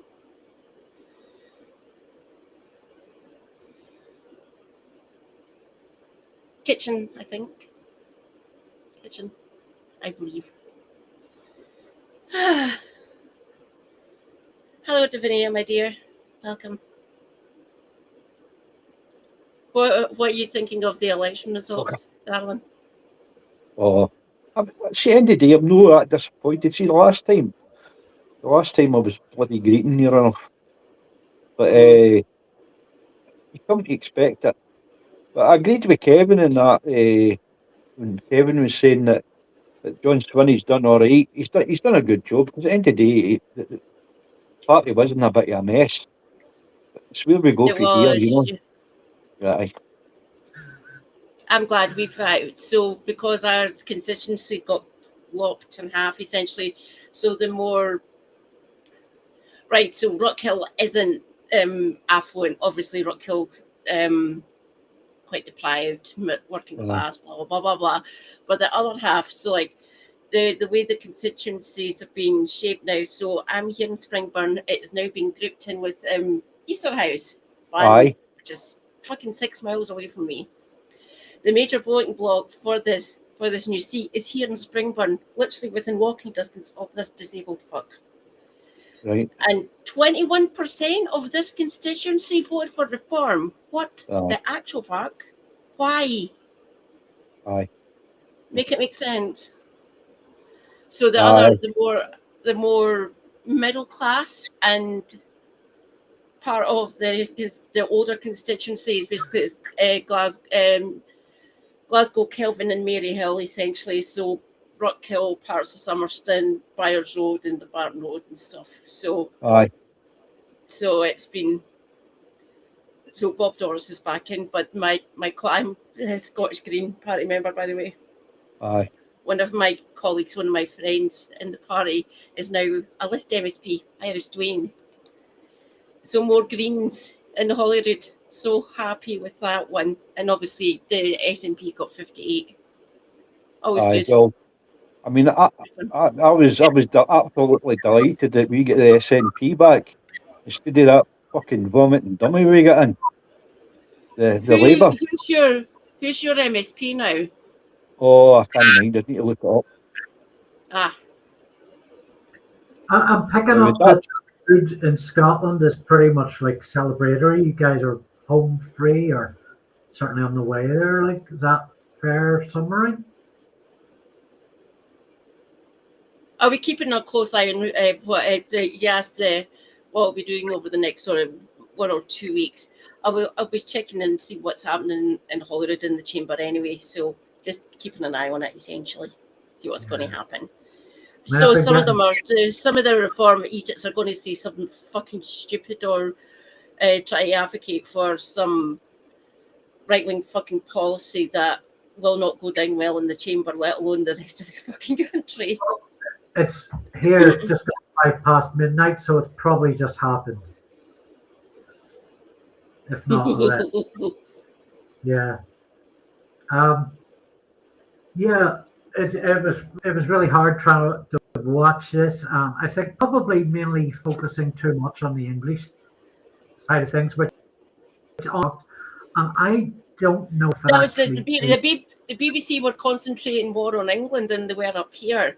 Don't Aye. get me wrong, Gary Robertson and Martin Geisler, they done their best, but the main focus was in the fucking English councils. Aye. No, we're voting in a national administration here, and so's Wales, you fucking bastards. It is You see important. what's They don't going on? give a damn about us. It affects you, and it affects us in Northern Ireland.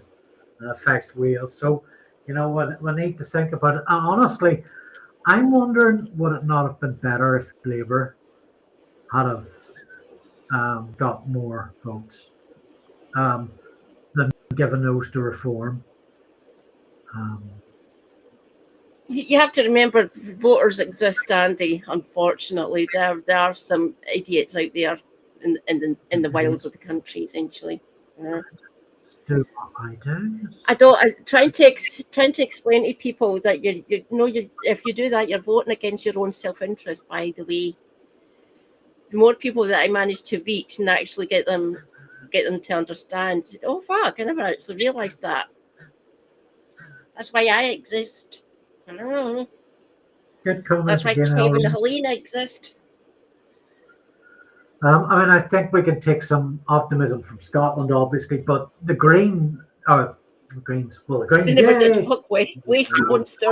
Wales Oh. was a big surprise to me because that Elron, I'm nicking that. could have gone either way, or it was very unlikely. I think it was a bit of a surprise, the Welsh elections. Is that everyone? Yeah, well, no, I'm quite glad that Plaid 43, but Reform 34. It's going to be interesting watching that. I'm going to task Spexbeanfarmer to be my Wales correspondent, and I'll say to him in the morning and stuff. Anything that happens in the Senate that you think I'd like to cover, just post it in the Discord, and I can talk about it. Well, I was on sorry, Kate. I was on with Lewis in Wales, watching the results. You know, it was good. You know, the quicker we get this bloody Celtic block together. Well, look, with SNP up here, thank God, praise be. We've got Plaid down in Wales now, and we've got Sinn Féin over in in Stormont. So yeah, Rise of the Celtic Nations, fucking bring it. It's going to be good. I think more important than the Celtic nations is the good people. If I can be so black and white. Oh no, you're correct. The Green Yeah. Party of England and Wales is a friend of Scotland. And yeah, I know there's differences in that, and there's controversies, but ultimately in the final solution, are we allowed to use that phrase post Steve Reid? I suppose we can. You have to remember the connotation of it, though. So use it judiciously, I would suggest. Always bearing in mind the baggage that come with Sinn Féin. Whether you agree or don't, that's not the point. There is that baggage there. But you've also got the Alliance Party in Northern Ireland, the SDLP, the Greens, and they're mostly good people. So, you know, allies. Actually, there's another group I'm in, and they were talking about LGBT allies. But somebody, instead of using the phrase ally to describe me, described himself as an accomplice. I really like that. That's quite fun. Yeah, I like that. Oh, by the way, I'm part of the rainbow as well.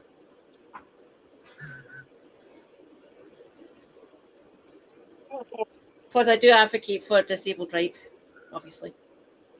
Who'd have thought that a disabled person wanting more rights? Never been known, apparently. Especially if you ask fucking Westminster. Yeah, stop coming after people like us. And Pat McFadden can go and do one. Yes. Can you hear me, Patrick? You can fuck off. I've already had it bad enough under the bastard Tories. IDF can go and fuck off. And so can Gideon Osborne. And the Lib Dems can basically get wrecked. And I still can't believe I've got a Lib Dem list MSP now, which is just mental. That will probably be parts of party that done that to us. Another promotion for my Patreon. So the way charges are set up. You're trans, you darling. don't actually pay anything on my Patreon until the 1st of the month. So theoretically, what you could do is go and join the subscriber tier tonight, and then unsubscribe on the 29th. You don't pay £1, and you get like loads of good extra content for nothing. And I don't mind. I won't take it personally. I'll be happy to see you there. Rejoice! This will be the next month will be the first month I'll start paying Andy. I'm going to bump it up, so I get my next benefits on Tuesday the 26th. So 27, 28, 29, 30. So 27 Wednesday, 28 Thursday, 29th Friday, 30th. Go and subscribe tonight. Go on to, a week after it. I'm already on the free tier. I live vicariously through not paying. I tend to run most the free tier gets very little. I run most of the stuff through the paid tier, and that's any tier gets the same. So what we're doing next is there's some Wednesday press gang live streams. PJ Hart and I run a podcast you may have heard me mention, based on Terry Pratchett's Discworld books. So we're taking Super Hobby's watching those now, by the way. We're both Discworld fans, so he's watching those as well now. I will put the link in the description after my plug and cigarette. So what we're doing, instead of doing a book for the next one, we're doing the soul music animation. So what we're going to do, PJ and I are going into Zoom. We're not going to do a live thing, but we generally record over Zoom. And we're going to record over 2 nights our reaction to like 3 episodes each. And then talk about it. And the podcast will be built for those 2 sessions. However, the reactions are going to be distilled from about 2-3 hours of reactions are going to be distilled by me in the editing bay down to about 10 minutes. So those will not be going out, but they will be going out to subscribers as an extra. So cool. Yay. And I know we've got, I don't know if there's any subscribers watching tonight, but I know we've got a few people subscribed just through because of the Discworld thing. So yeah. Anyway. Post the link. Post the link to your Patreon in the Discord if you want, Andy, as well.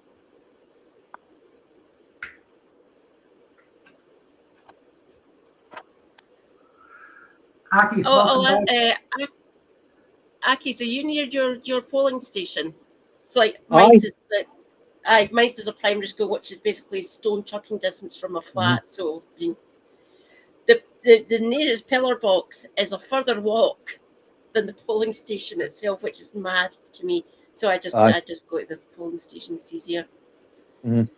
Like both my nephews are they are now voting because Holyrood younger age to vote. So they voted as well, and it was my younger nephew's first time voting. I said, "How am I meant to do this, Annie Katie?" I said, "Well, if you need any help, the people who are at the desk in the actual polling station, they'll tell you what to do." Aye. Oh no, I know how to actually do it. Who should I vote for? Oh no, I wouldn't presume. I can give you all of the information and stuff if you want, but I will not outright tell you who to vote for, my dude. I'm going to do that. So I've given him the skills to actually that you can believe it in manifestos if you want to. I read them just to laugh at the fucking manifestos, essentially. Like the reform one was just mentalness. Don't forget the free post address. Yes.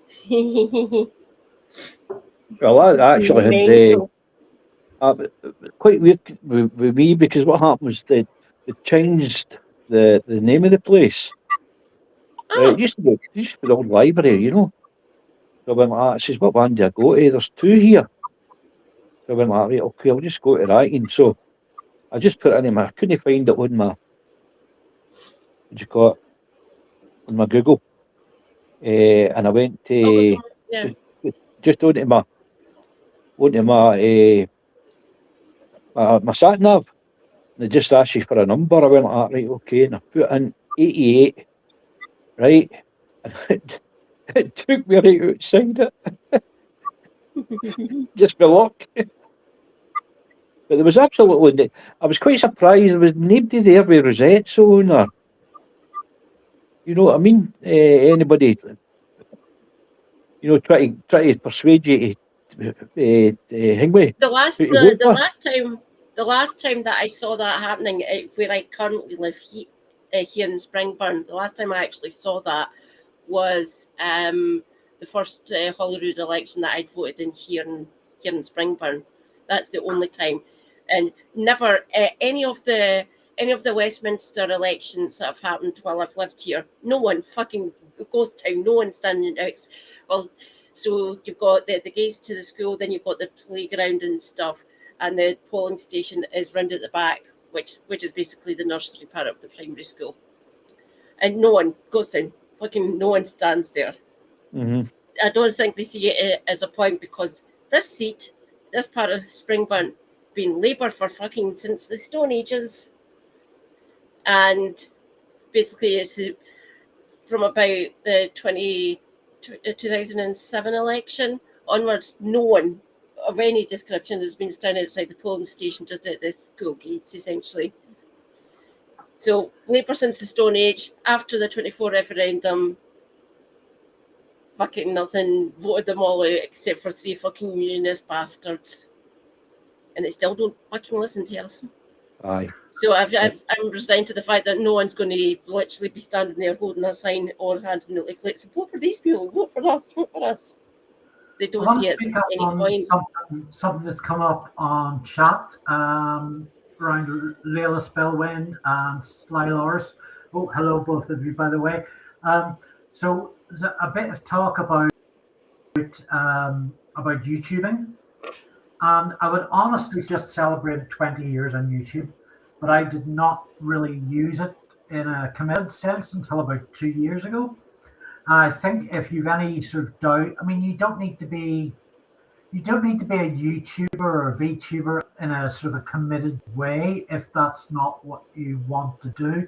Just use a platform, upload videos when and however you want. It can be travel, holiday shots, the odd wee sort of something a bit more curated. But I mean, it's like any other social media platform. Use it in the way that you are happy using it with the facilities there. Or, you know, if you don't want to upload videos, just stick to the comments because we're really grateful for them.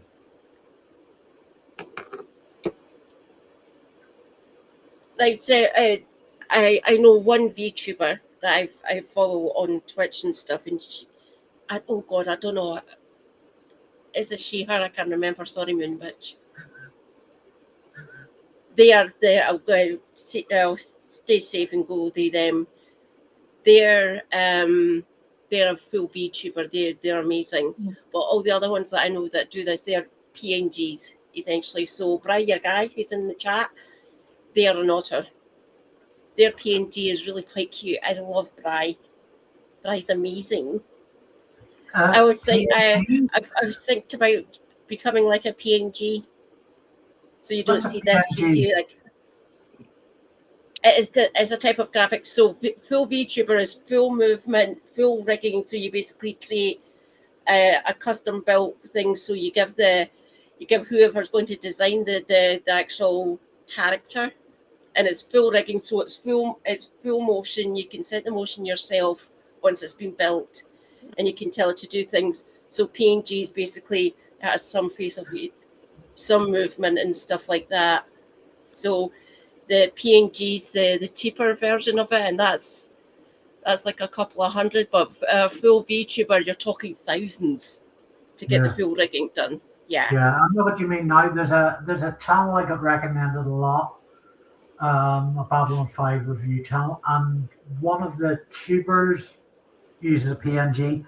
And I honestly, that's one of the reasons I can't watch it. I just find it very aesthetically kind of rubs me up the wrong way. So that's sly, sweet. Something to bear in mind before shelling out money for this. I would much rather watch just a still image. Some people are like that.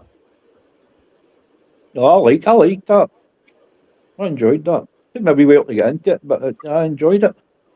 Yeah. Like I am classed as a flesh tuber because obviously flesh. I quite like it. So being able to see my full facial expressions when I'm detailing stuff about what's happening, be it within my wheelhouse, it's like health, disability and stuff like that, benefits, or basically talking about how dog shit our politics is. So you get to see the full range of expressions and how angry I get. I do kind of rant a bit. Funny that Scottish woman ranting. Never been known apparently. And you don't have to go. There's other alternatives to PNG and static images. You can very easily mock up, throw together an animation yourself from a bunch of screen caps from thumbnails, photos, or if you go and look at the first screen cleaner I did this series, which was a streamer special, we had Turn Left, Lefty from Turn Left, didn't want to appear on camera, actually couldn't, there were tech issues. So what I went and did was mocked up the Turn Left logo in black and white, and then the Turn Left logo in white and black, and I just set them alongside each other while they were talking, not too quickly so that it was flickering, but to give a semblance of animation that would reflect his voice, and that worked very well. And that wasn't long either, very simple. I liked DB. Do yourself. I loved DB in that one, in that streamer special. DB was fucking awesome, and I've been following it. I've been watching his videos quite religiously now. Praise be DB. He's awesome. Yeah, he's really good. I'll throw the link up on chat for anybody who can actually read my chats. That's Daily Blase. Where's he based again? I can't remember off the top of my head. He's English. Is he a yeah, and he does 10-minute or so videos on media, on parliamentary select committees, and common stuff. And he also does a Friday live stream. Doc asks, you seen Lefty?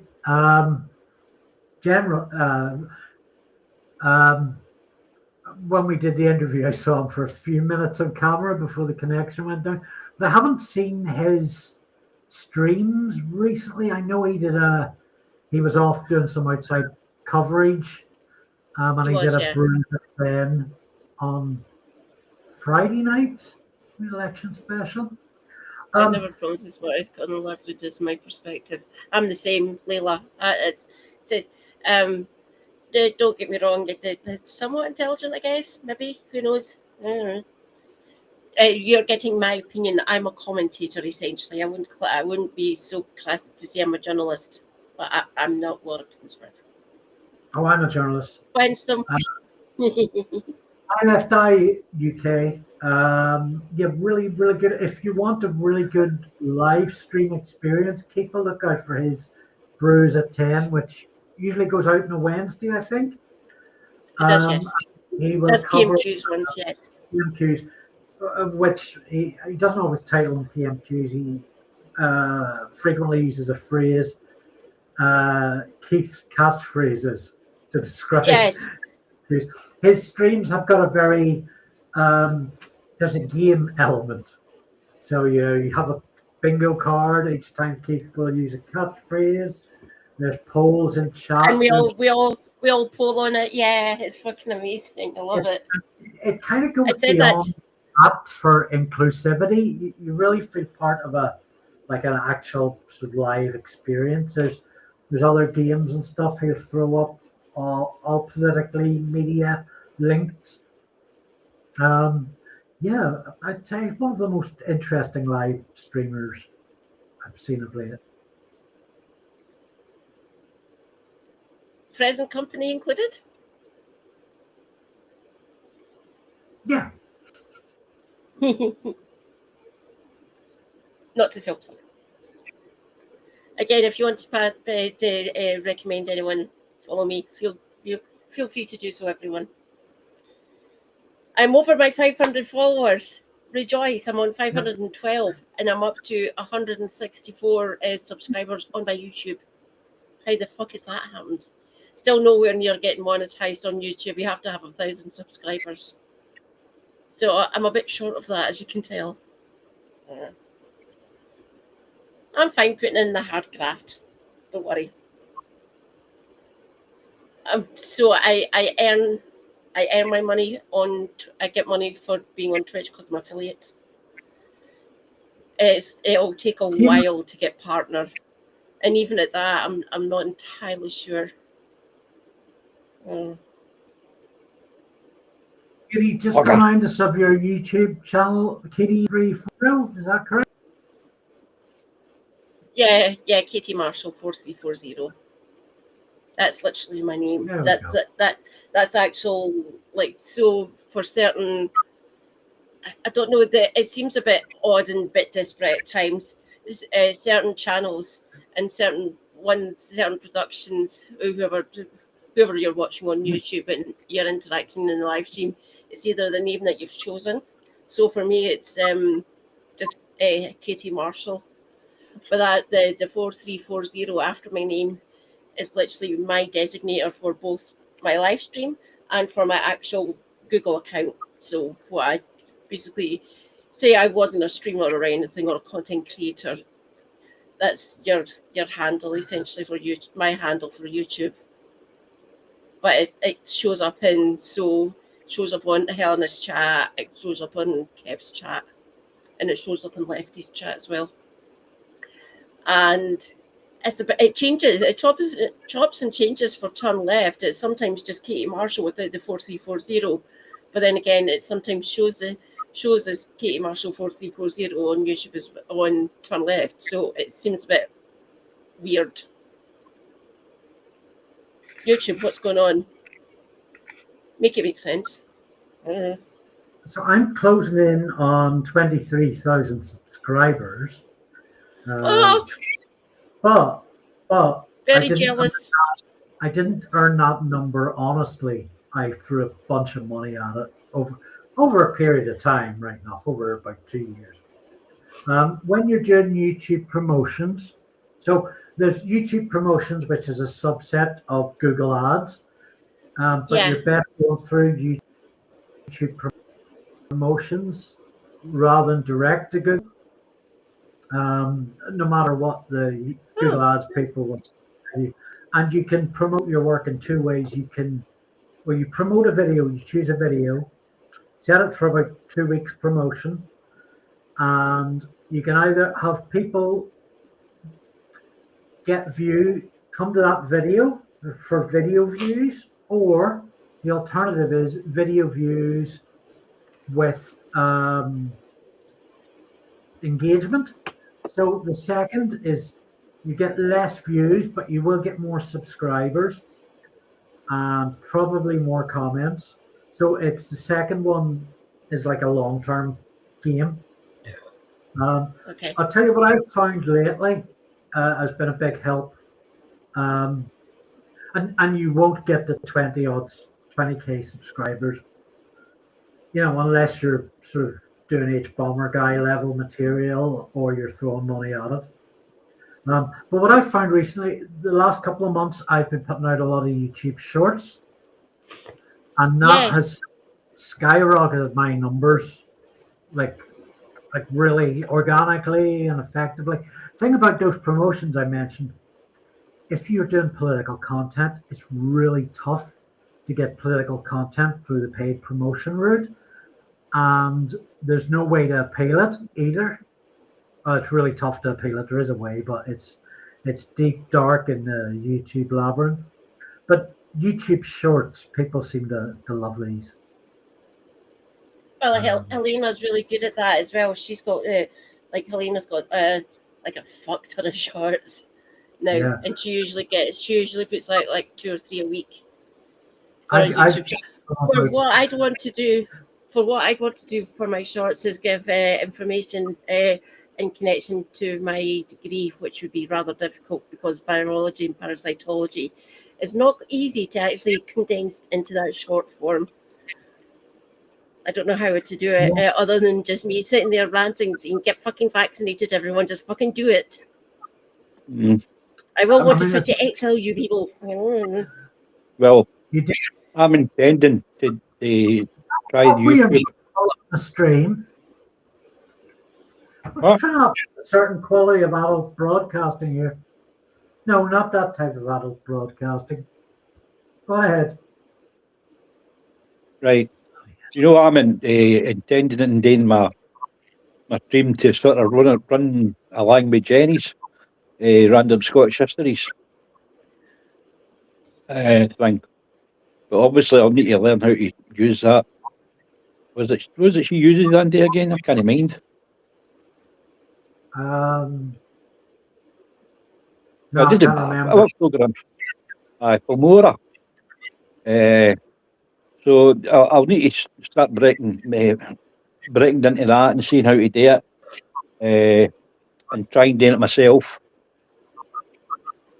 So instead of just because I think I'll just record on my Todd. I'll be mixture of the likes of stories, with a bit of scenery, but mostly my area. But a bit of scenery, but telling a wee story about it, and then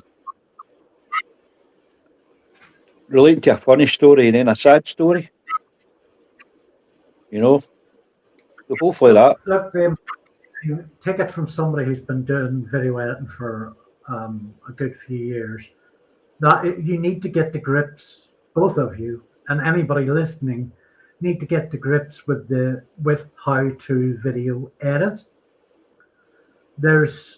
You've got to research what you want to use for a video editor. Just quoting Jenny, Random Scottish History, who uses Filmora quite successfully. However, Filmora leave a watermark on your video, or you can pay £20 a month. Now, if you're just starting, I don't think it's worth paying £20 a month. It's certainly not something you're going to recoup from YouTube advertisements for a good number of years. That's why I always push Shotcut, which is free, it's open source, and it's really good. That's why I use everything. But editing is a skill in its own, and you need to spend a bit of time thinking about what you want to do with it and how you're going to do it. Yeah, well, I've already got the subscription. I bought the subscription. It's just getting time. You know what it's like here. The new Andy trying to get my my toilet and all that fixed. And pay money for something you're not using at the moment. Send the money to me. My Patreon is active all the time. Don't toss it down the drain to some big corporation that you're not actually even using their product. And if you're thinking of using their product, use a free version first. Try it out. What you can get the lay of the land, figure out how it works with the free version, And then when you're actually ready to step into play, once you've practiced, then if you still want to pay for it, do so then, yeah. Aye. I suppose sitting in the house I could do that without going out, you know. Does it slight Loris? I didn't know that. I thought you had to pay for DaVinci. I might actually look into that. Thank you. The artist, I think you would need to pay him, but I don't know about the program. It's DaVinci Resolve. I know of it. A couple of the content creators that I love, that I watch, Overly Sarcastic Productions. Red's got DaVinci Resolve. She pays for it, but they're big content creators. They're earning a couple of $1,000 a month, I think. So yeah, I didn't know there was a free version of DaVinci. Thank you. If you've got your head together for live streaming, we have a friend of the channel, David McGuinness at the Two Davies, has no grasp of editing whatsoever and does extremely well. Just live streaming stuff. So yeah. Send them my way now. I'd love to talk to Davey. That'd be good. Well, you can get Dave on. Davey in about half one. Well, we'll see. We'll see how it goes. We'll see if the tech holds up. He's got buses to park up tonight because of the football. All right. Mm-hmm. And you got him sober. Christ's sake. Was that a turn up for the books? No, he likes his wee kind of McEwen's now and again. What's that? Stella. Oh, Stella? Yeah. Oh, I'm happy to drink. Are you good for you? I'll drink your portion. That's not the worst of it. In the 2 hip flask is up there, just underneath my telly. There is rum and there is vodka. I've got the same in there. I'm leaving off the spirits for a bit. I was drinking them during the actual counting, so the results coming through on Thursday and Friday. I was taking straight swigs of rum and vodka for most of that night. Dear God, Christ knows what damage I've done to myself. I think it was Leila says £20 a month is mental. I'm paraphrasing there. Insane cost. And it really is. Like, I mean, 20 quid is a drop in the ocean to Filmora. For me, it's like even a £5 a month for me is, wow, brilliant. I will say this in praise of Filmora. They have a screen recorder that is free. Free download. You don't use it with. You can just. I think you have to download the whole of Filmora when you download it, but then you can just delete it and keep the screen recorder. So if you see me using screen recorded material, that's what I'm using. And I found it really hard to find a good screen recorder. I searched high and low, and Filmora absolutely do the job on that. Bit of a learning curve, but you've got that to do that anyway. Cool, thank you. I'll look into Filmora as well. They're a bit finicky in where they store the files, and you have to constantly sort of check that. But yeah, works well with an editor too. Like I say, shortcut, open source, community help, free. Yeah. Oh, I've taken off CapCut, by the way. I've been fiddling around with it and stuff. No, I know how to use it. I wasn't really liking it as much. So I actually finding like the shortcut. So or Filmora. Maybe for a future live stream or maybe a one-off video on my channel, I can put together some kind of tutorial or walkthrough on using Shortcut for video editing. Thank you. Leila writes, I just use OBS for screen recording. Oh, okay. Yeah, a lot of OBS is probably the most popular of. I've downloaded that as well. So I've got Stream Elements and OBS as well.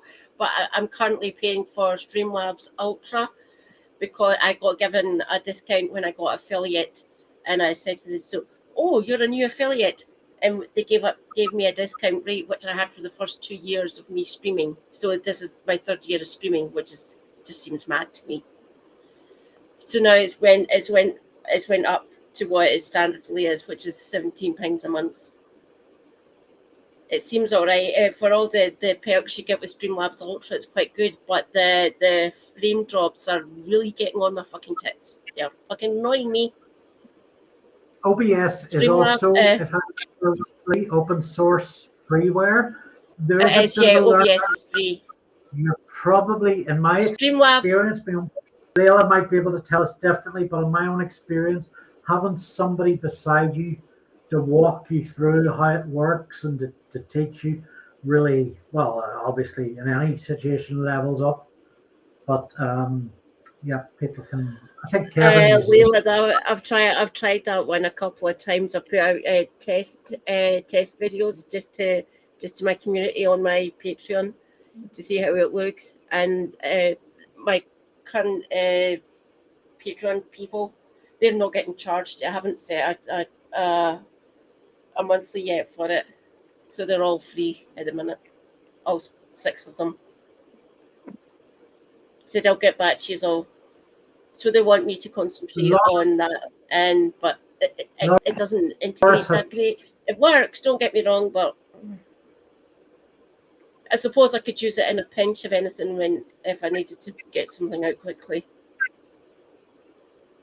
No problem, Davinia. Laura's on screen now. I was going to read it. The free version of Resolve, as DaVinci Resolve, provides a complete editing, audio and visual effects pipeline, no watermarks, paid steel ads, critical performance enhancements, industry standard tools. And yeah, these are the DaVinci Resolve is used by big forking studios. Like, think of one and they're using it. So that's really good that what that free version offers. I'm tempted to play about with it. I think Novara uses DaVinci. They probably pay for the paid version because they've got like thousands of subscribers who pay monthly, so they use DaVinci Resolve as well. But they're an actual recognised company in shit like that with staff like Michael Walker or Aaron Bastani or Ashley or Rivka Brown. Praise be Rivka. Leila writes, Windows has built Windows key and Shift and R. Yeah. What's that for, Leila?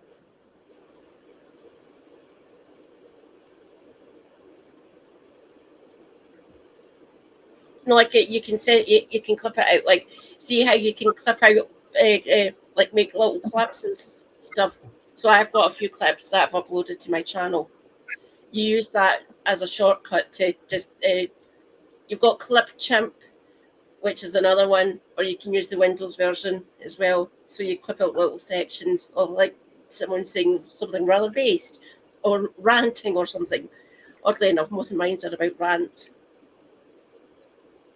or giving advice. So Windows key in general and R's for screen recording. Kind of wish I'd known that, but I do now.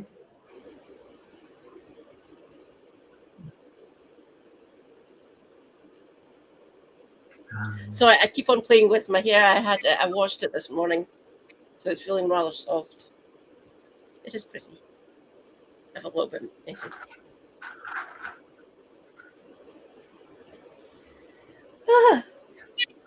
Some private eyes beside me. Burma's crisis. Trump in dire straits. Trump help. Keith Starmer. We've known that for years, you nutter. NATO's minefield policy, America first. Trump's Easter message of hope, unread. I've got a brilliant plan for the war. What is it? I'm going to blame you.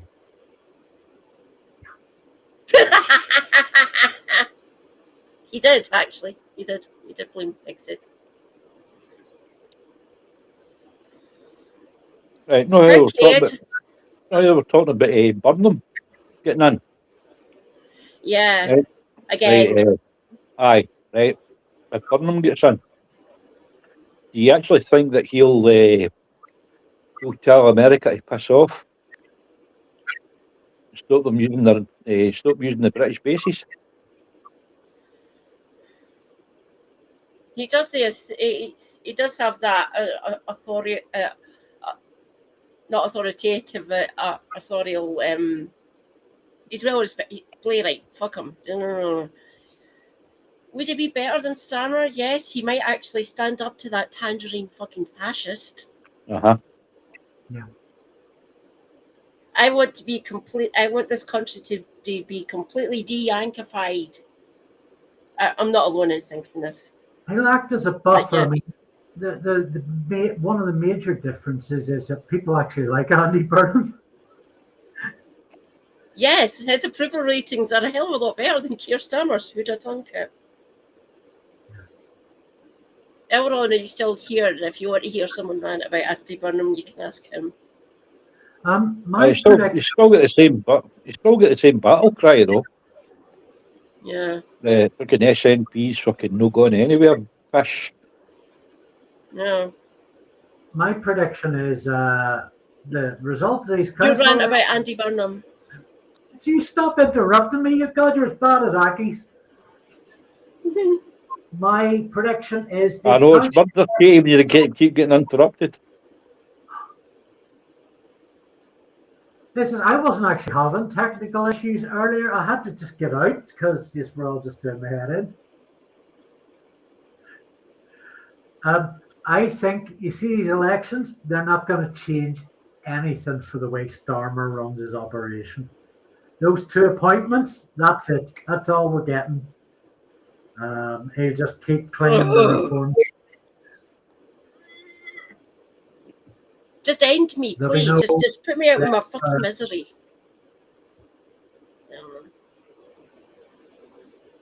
Leila says Andy might actually work with the Greens, but says a plus. I'm entirely up for working with the Greens. Oh, Burnham? You mean Andy? Yeah. Us Andys are a different standard. Oddly enough, all the Andys that I know, yourself included, Andy, you're all rather base individuals. You're really cool people. So the other 2 Andys that I know I went to school with, they're also awesome. One of them's a civil engineer. He literally designs bridges. Oh, and Katie, roadways. I've got an Easter egg for you. This cup in my hand is a Rathlin Island cup. So this is a little island off Ballycastle. Yes! In County somewhere. That's one of its 3 lighthouses. There's only one in operation, actually. It's a beautiful place. And it is shaped like a boomerang. That Yes, look at it. That's cool. If you want to go and tangent, do a little Goodall on that. See, I saw that at the side of the actual words Rathlin Island, and it's like that looks like the TARDIS. No, I think it looks like an old guy's gonads. His pails. Sorry, did we just get demonetized? You don't need to worry about that. Then most of that phrasing is fine on my channel. Yes. I try to give people as much free speech as I possibly can on my streams. Don't get me wrong. There's some things that I'm not in control of. Rathlin is 6 miles long by 3 miles long the other way, and that bit in the middle, that's where most of the people live and most of the activities happen. Ah. Like my sister's been to Rathlin. Her wife grew up in Ballycastle. So my sister's in-laws said, Katie, you should come over. We'll take you to Arsalan. You'd love it. Oh, absolutely. I'll need to.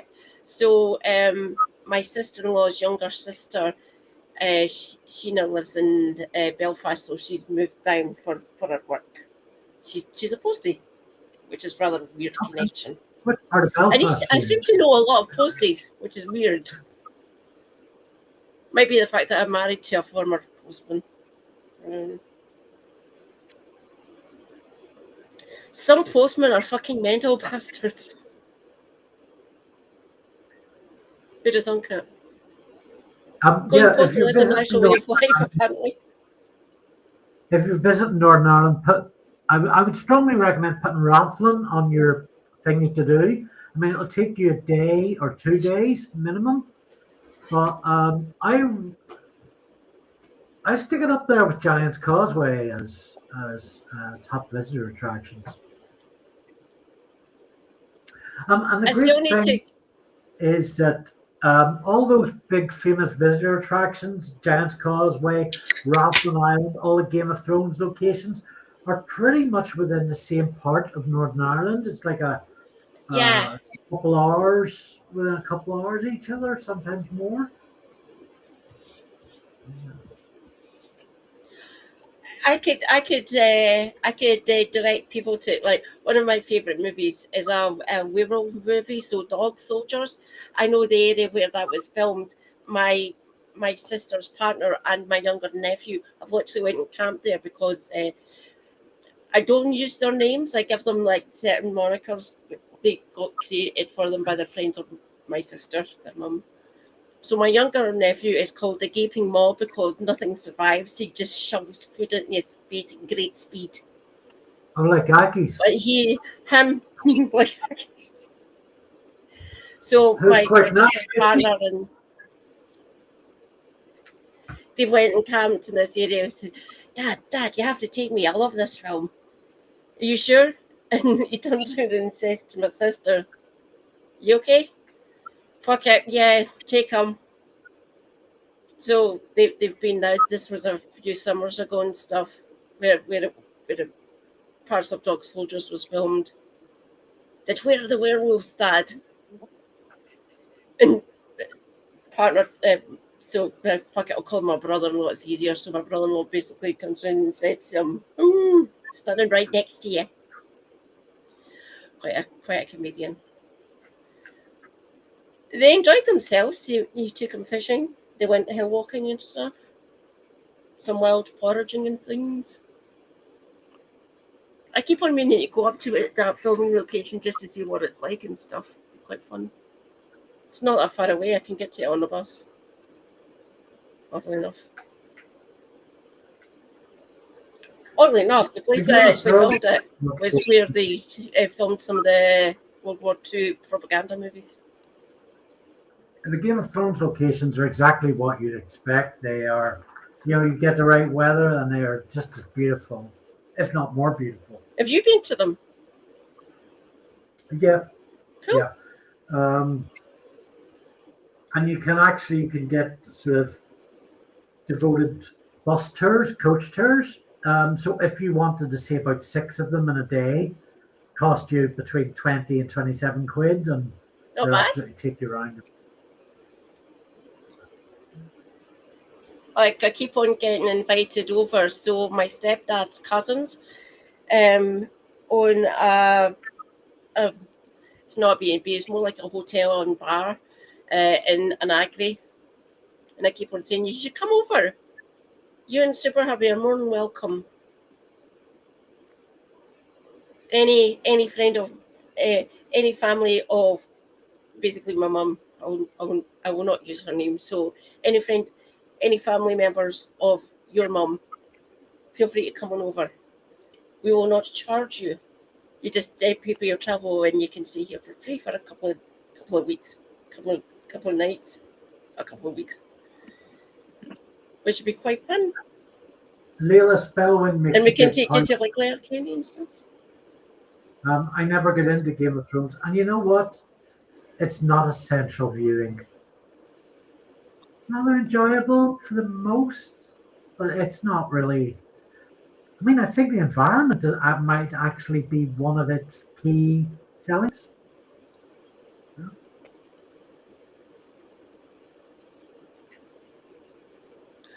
Oh, so my sister's been to a couple of them, the filming locations for Game of Thrones, when she's been over there. She's taking photos. She has shown me them and stuff. It looks gorgeous. Don't get me wrong. I need to get over for myself actually and take lots of cool photos. I mean, there's quite a good few videos on YouTube showing the Game of Thrones locations and how they compare with what you saw, what was on the HBO show. So, like, yeah, no, that's if you would like to, but you can't figure out when you're going to get over to do that in your near future. That's a really good quick fix. There is a lot of sexual content, Leo Spellwin. There's a lot of incest. Yeah. But that happens in royal families. So the period that they've stylized it off, essentially, it was basically the English monarchy and shit. So yeah, incest. Yeah. So lots of European tropes as well. Angelus. Good. Have you seen Game of Thrones, Akis? Mm-hmm. I lost track yet. And if you want, I can come down with it. I assume you're near me with a name like Akis. I think I know who you are. I've got the entire DVD set. Aye. I'll borrow it. Aye. No, I mean I've got it anyway, but at the end of the day, I watched it up to the bit where the dragon appeared. And I went, that's the third or fourth season. I watched up to that. That's the fourth season. Mm-hmm. And this is getting ridiculous, you know. And after that point, it gets completely mad. Oh, aye. Yeah. But the Wayne come down and says to me, he says, "Are you watching Game of Thrones?" And I told him, he says, "No, watch it, Dad." He says, "I'll give it a go." And I sat and watched the whole bloody thing. It was brilliant. I mean, no, that I wasn't into it. But at the start, I thought it was really, really good. I think it starts well. It starts really well. When I start watching something, I have to see it all the way through. Complex. Oh, I don't hold that. You don't finish a story if the story's really shit. By season 2, it gets really complex. There's so many new characters and factions, and that keeps going. Series 3. Fucking hell, full snake. Really cool. Davinia, I'm really sorry. I had to just target your comment. It just made me laugh, and it's also retribution. It's Captain thanks for that. It's quite funny. You're right, Flow Snake. Now, don't you criticize Davinia. Davinia is one of our loyalists. Oh no, I like it. It's good. Oh no, Davinia is amazing. I love Davinia. Davinia. Davinia. Well, I know a good shrink. If you love Andy.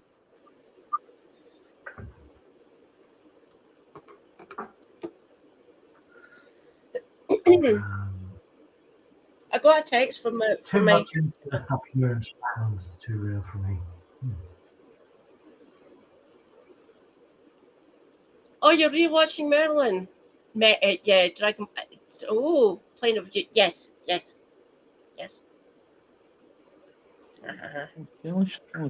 I've been recommended Stargate as something that starts really well as well. SG1's quite good until about the 8th season. Then it gets a bit weird and really quite. See, that's where I thought I would like to watch it, because 8th season you've got Ben Browder, Claudia Black from Farscape. Yes. And Farscape's the dog's bollocks, let's face it. Farscape is the dog's bollocks. Nobody has done anything approaching what Farscape did, or in the way that Farscape did it. Because sci-fi is also grim, dark, serious. Yeah. Well, I mean, maybe Lower Decks comes close on occasion. What was the one But thing we Farscape, did? What was the comedy that Seth MacFarlane did? The space one. The It's sort of looks like, eh? The Orville? Aye. The Orville. I haven't Aye. watched that. I've but only the opportunity. seen like clips or memes of that. My Uh-huh. sister watches the Orville. She quite likes it. Katie, we've been offered the opportunity to watch the Orville.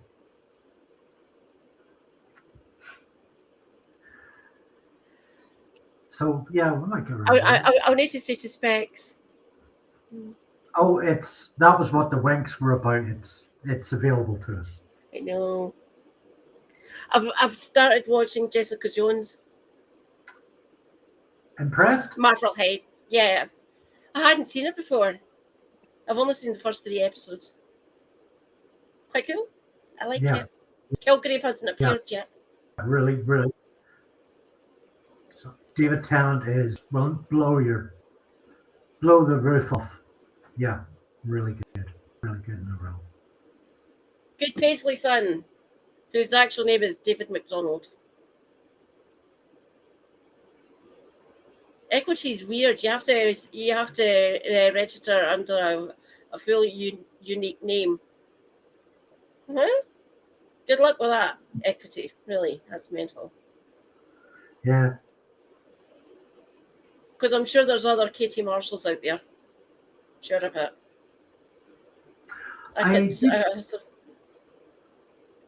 None of you are ever going to find out my maiden name, by the way. None of you. I was searching my brain for something sci-fi to talk about, but I can't honestly say I've watched any lately. But I did catch the Malcolm in the Middle reunion miniseries. Oh, God. I enjoyed well enough, but it makes enough compromises that feels a little out of sync. I mean, the best things about it are Bryan Cranston and Jane Kaczmarek, who are just like top of their game and are just a joy every moment they're on screen. And Jane Kaczmarek always stole that show, really. She was an Ally McBeal. Oh, Yeah. Hang on. I'm sure she was. Give me a minute. IMDb. yeah. The first series of Jessica Jones is gold. Probably it? best, Cool. easily the best thing Marvel have done on television. It stands right up there with the best of their movies. Yeah. The second, third season, less so. Considerably less. Wrong one. I got it. No, it wasn't. The one I was thinking of isn't Kaczmarek. It's Jane Krakowski. Need to do the shopping.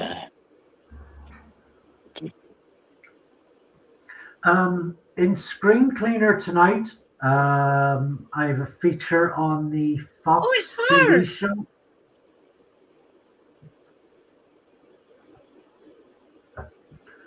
The Fox TV show Alien Nation. Any love for that in the room tonight? Alien Nation? Hmm. What was that about again? So the premise is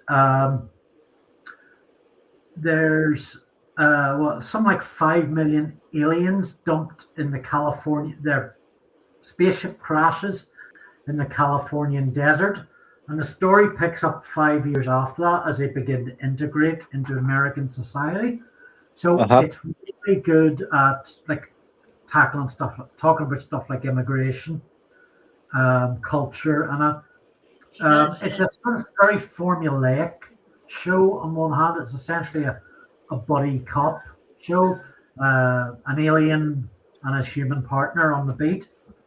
but it gives you a look into Oh. the family lives of both of them, and it's Okay, also I've seen very that. happy comedy. Yeah, really fun show.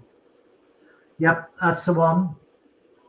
Indefinite article. Yep, from the 90s, 96, I believe, or maybe earlier. 94. 94. That was one of the main viewings for me when I was a teenager.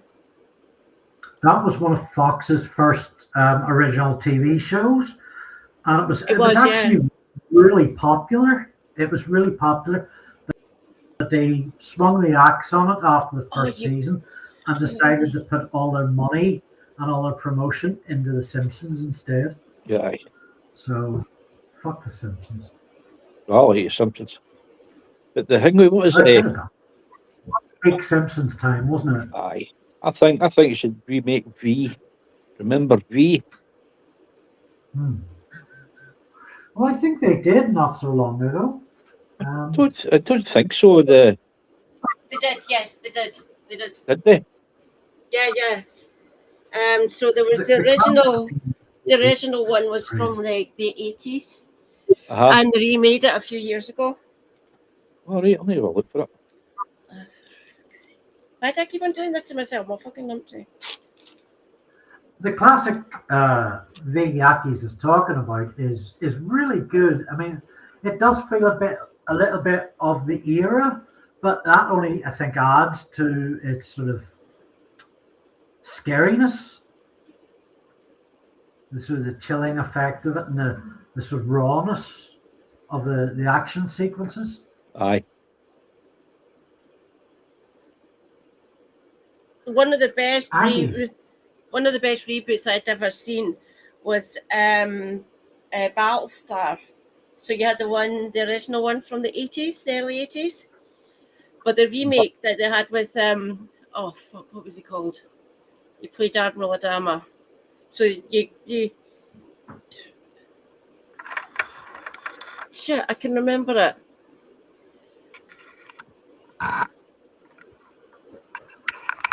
You talking about Battlestar Galactica?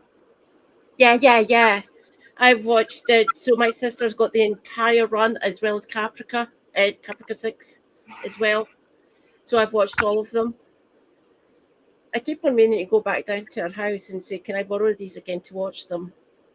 I'm the handheld cameras really set it apart. Yeah. There was nothing else at the time like what they were doing with camera work. Yeah. Let's way a bit towards the end. Does do we have access through Specs for Always Sunny? Because I haven't watched it yet. No, we need to. Have you watched that? Did we not watch that, Andy? No, wasn't it? Watched. What was it? We watched episode. We watched one episode of Always Sunny, and we watched about. Yeah, I'm trying to talk about that. 6 episodes of Pluribus. Aye. We have access to Pluribus, but not as far as I'm aware. We don't have Always Sunny. Would I like Always Sunny? Do you think, Andy? You want to get on Pluribus, Katie? Do I? Right. Well, I can watch. Was it? These are the sci-fi, right enough, but the Going Dutch. No. What one? Going Dutch. No. Sonia knew it. It's really funny. All right. And what's the other one? Was it Animal Control or something? That's another one. They've got the characters. I've got my nibble at downloading that one for me. So anything you can get on like any of the streaming platforms, be it the Paramount, Disney Plus, fucking Netflix or anything, I just text my little niblet and they download it for me and I watch it up at my mum's. Leila, thanks for joining us tonight. We've really appreciated your company. And I hope wherever you're going next works well. Thank you, Leila.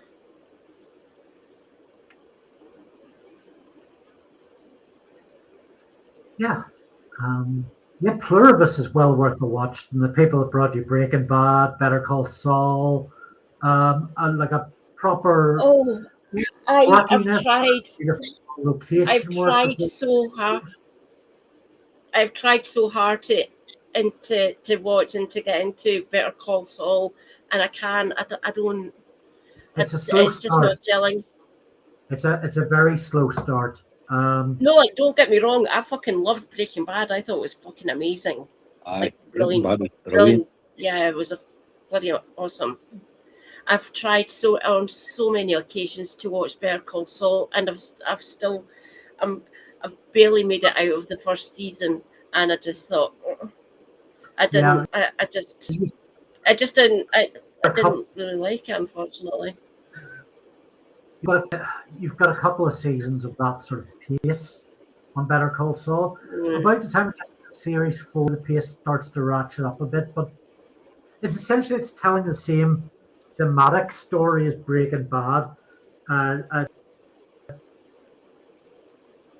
decent enough guy with a bit of uncertainty going to the Jimmy, Slaw, and Mike. The first 3 seasons is stuff that really pays off on rewatch, much better than first time round. All right, I'll try again. It's already downloaded for me up at my mum's anyway, so I'll give it a go to see if I can actually appreciate for what it's doing. Not necessarily like it. I'll get back to you on that one.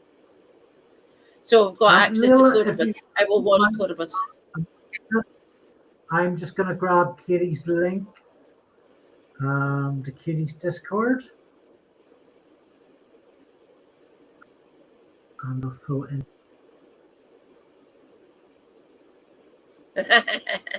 Oh.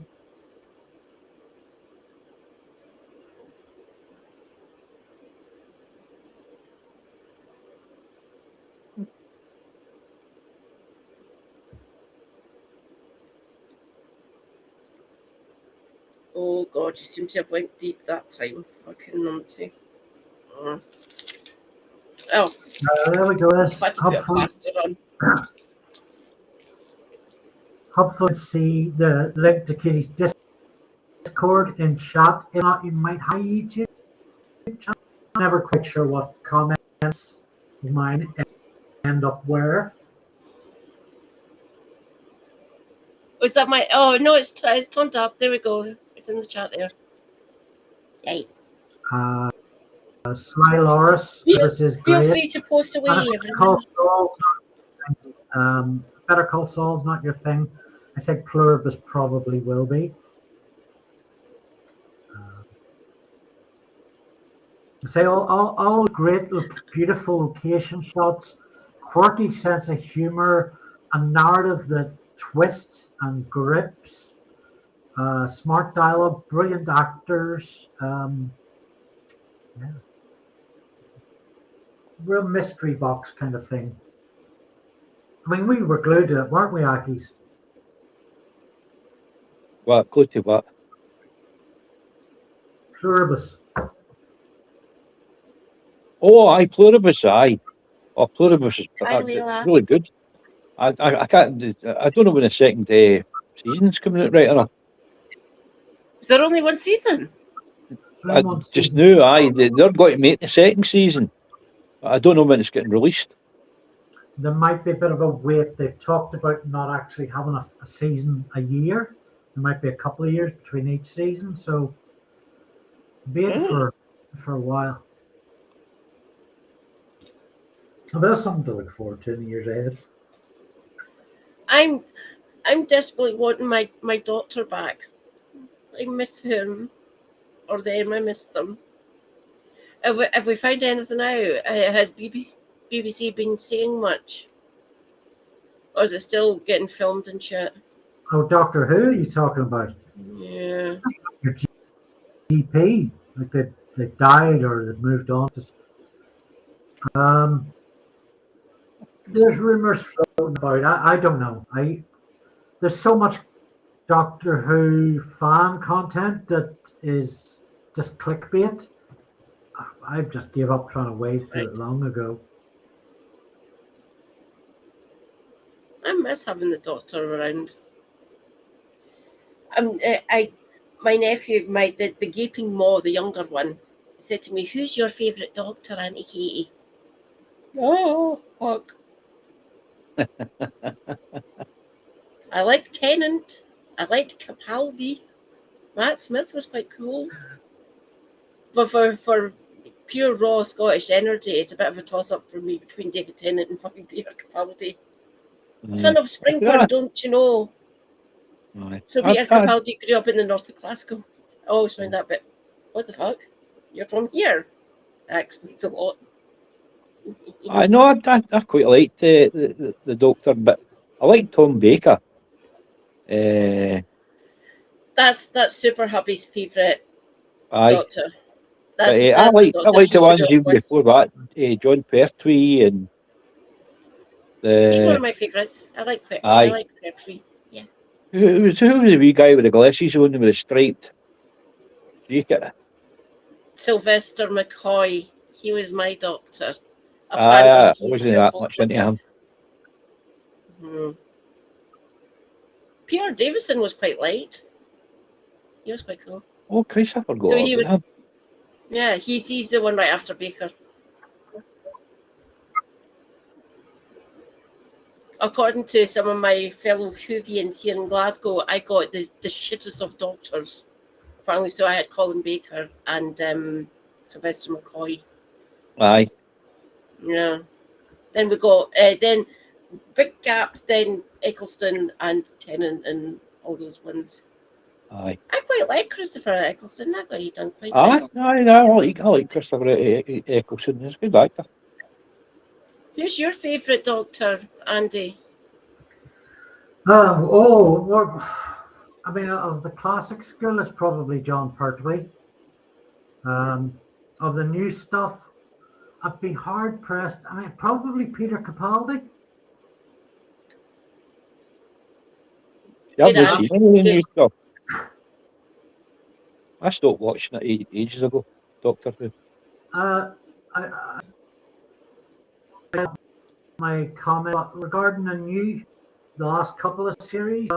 There's some good stuff in it, but make a beeline for, I think it's season 2, episode 5. It's called The Story and the Engine, and it's a self-contained piece about Black Afro-Caribbean experiences. I rate it up there with Vincent and the Doctor. That's how strongly I think of it. So yeah, check that out.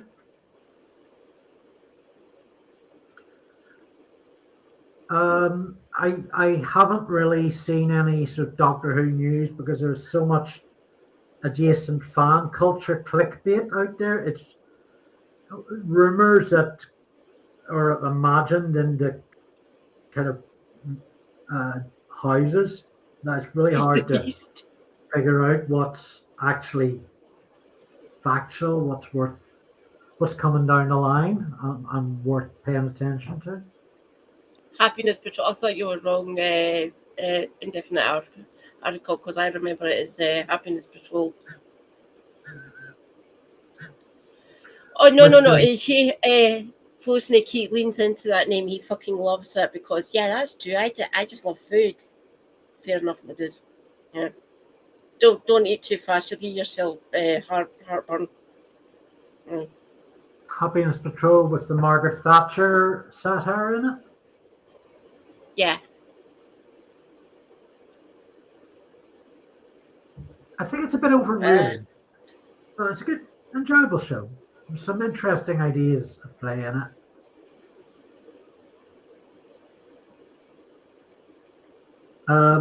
My first Doctor that I actually tuned in for was Sylvester McCoy for that season 25. So from that period, it would be Remembrance of the Daleks. It's just a phenomenally entertaining piece.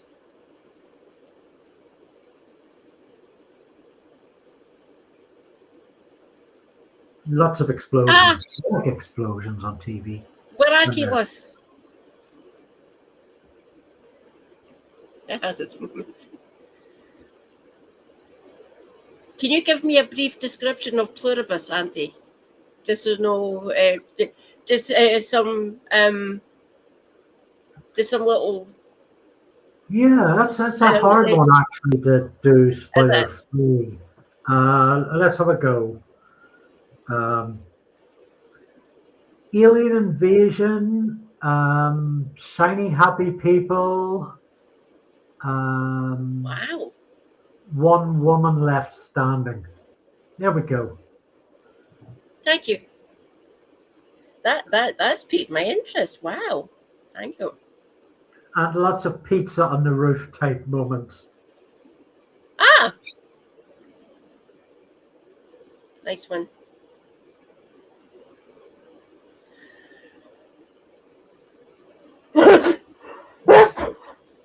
Thank you. Okay.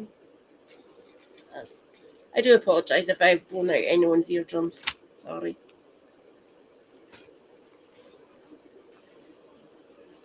Yes, fictional explosions are the best. If you want fictional explosions, look up John Woo. He's done lots of films. You can tell it's a John Woo film if there's big fuck off explosions. Apparently.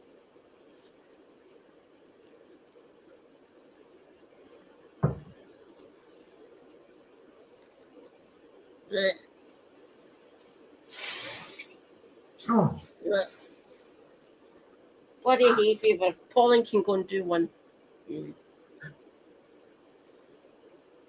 So, I'll probably be getting a phone call from Accies in a minute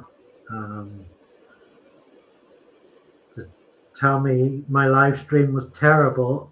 Thank God Katie was in it.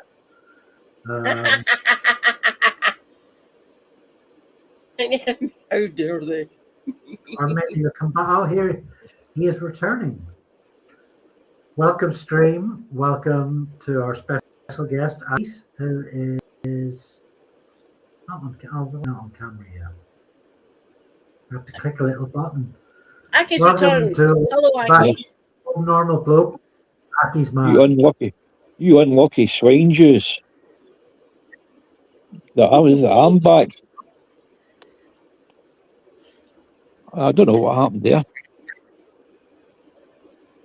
Here to ground us.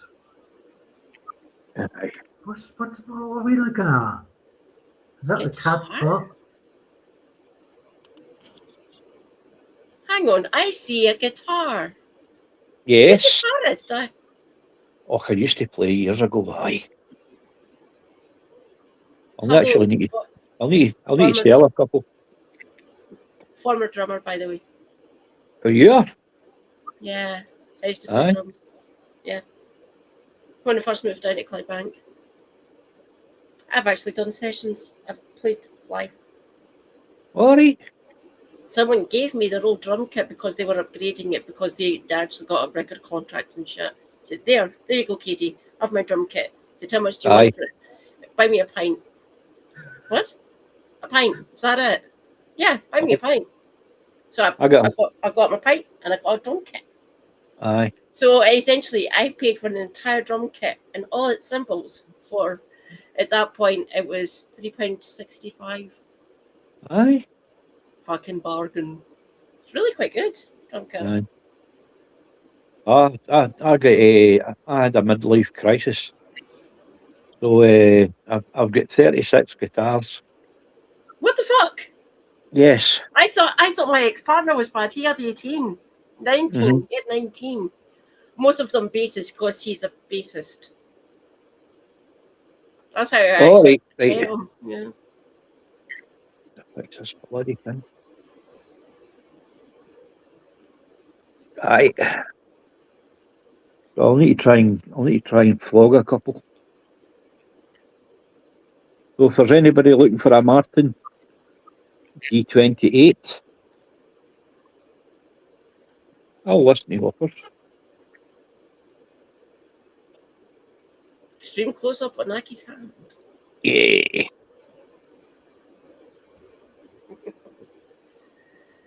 Do you play, Andy?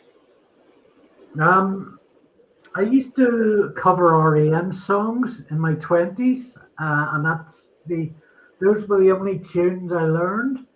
But All I'm right. long out of practice, and when I have tried to pick up the guitar since, I just have forgotten all that I learned. So Oh no! See, once I learn something, I've got it forever in muscle memory and shit like that. Like people have noticed me when I've just been doing music, just on my Twitch, not on the YouTube because copyright and plus. When I've been playing music that I used to play, they can see me kind of tapping or going like that and stuff. And a couple of people have noticed this on my stream and said, "Are you a drummer?" Former. I can't play it now because of my joint issues and stuff, but I still know it's all muscle memory and stuff. I was rocking heavy metal, by the way. Praise be the double bass pedal. It's murder on the knees, though. So I'm starting to flag a bit. It might just be that I need to sort of walk around Just a bit. keep playing, Loris. Stretch. What are you thinking, Katie? Are you going to keep going for a while, or are you near winding up? We're expecting Davy, aren't we? Do we think we might get Davy? We might get Davy, aye.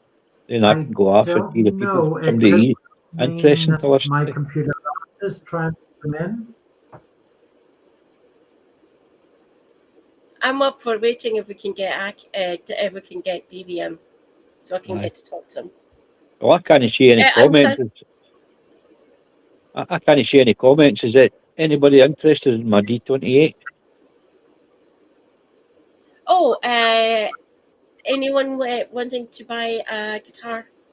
I can be the facilitator. Aye. I wanted the car, of course. A Martin, original Martin, not a copy. Oh, nice one. Cool. Like the former partner, he had a Gibson, like a Les Paul Gibson. Mm-hmm. Yeah, well, he got it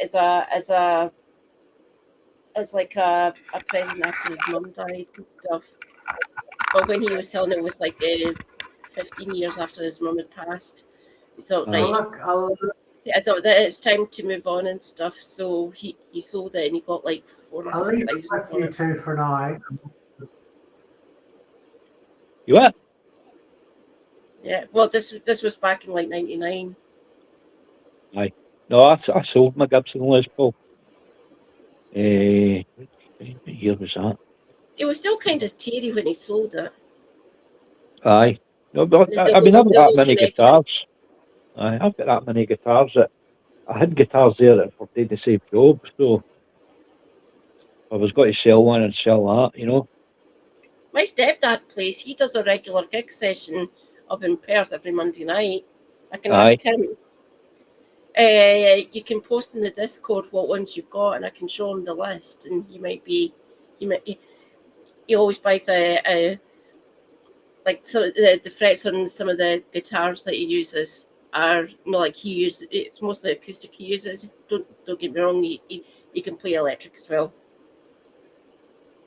But so he wears out the frets quite badly at times. Oh, right, okay, aye. So I'll go and ask him if you post what ones you've got, what ones you would be easy. Obviously, I'd be able to come down. We can meet up and we can arrange chat and stuff. Aye, I end the day. Guitar. Aye, yeah. If he wants to come down and see it, there's no problem. Cool. I've got quite a few acoustics too, as well as electrics. It's mostly acoustics that he uses now because it's basically pub sessions, and he does like Irish and Scottish folk music and stuff. Mm-hmm. And he did like 60s pop music, which is basically like kind of like rocks, like the Beatles, Hermans, people of that nature. Some Hendrix as well. He's a really good guitarist and a really good singer, my stepdad. Aye. Yeah, it's good. I've watched him a few times. You've went sideways.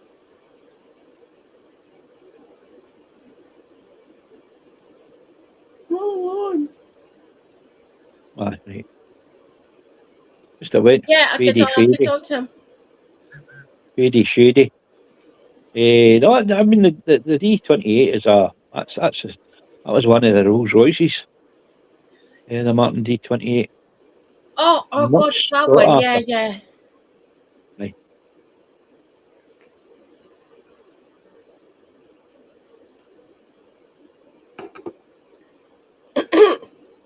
Oh, bloody beer.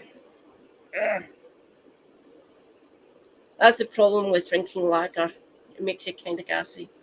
Well, I can't drink now. Well, I can still drink, but see, next day I just feel rotten, so I just don't bother. Oh no, see, I'm rather naughty. I use alcohol as a painkiller because they've taken me off my opioids. So I'm filling the gap with basically alcoholism at this point. Aye. Don't worry, I talked to my GP about it.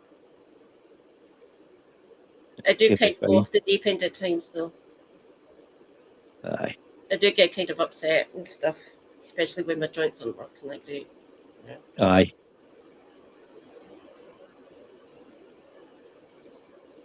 Katie drinks like a...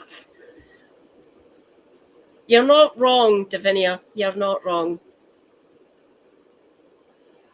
Don't worry, I self-regulate. Plus, I've got Super Hubby.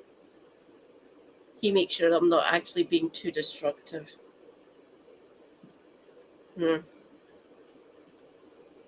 At the end of the day, I do actually take breaks and stuff to save my lower GI tract. Like, I don't suffer from my heartburn as much now, thank God for that, because that's one of the side effects of being on opioids is the acid reflux. So most of my esophagus and my throat and stuff got kind of severely damaged and stuff because of the NSAIDs I was on as a child. So all of my GI tract is kind of gubbed. What are you going to do? Aye. So I thought, fuck it. It's already gone. It's already gubbed anyway, so fuck it. Aye. Bit destructive to think like that. Please don't think like that, everyone. I'm an edge case.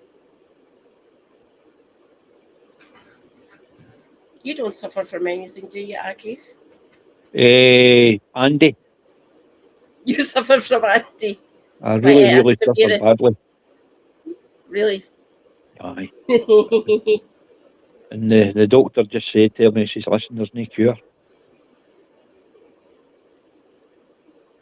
So that's me Great snookered. drum stay in tune forever, great guitar stay in tune never. Just again, correct full sneak, yeah. Right, well, what today is, I'm going to go upstairs, right, and I'll see if I can show you the room where all the guitars are. Okay. If you don't mind a messy bed. Well, the cat will be in it. I'm fine. Yeah. Yeah. Right, I'll need this back.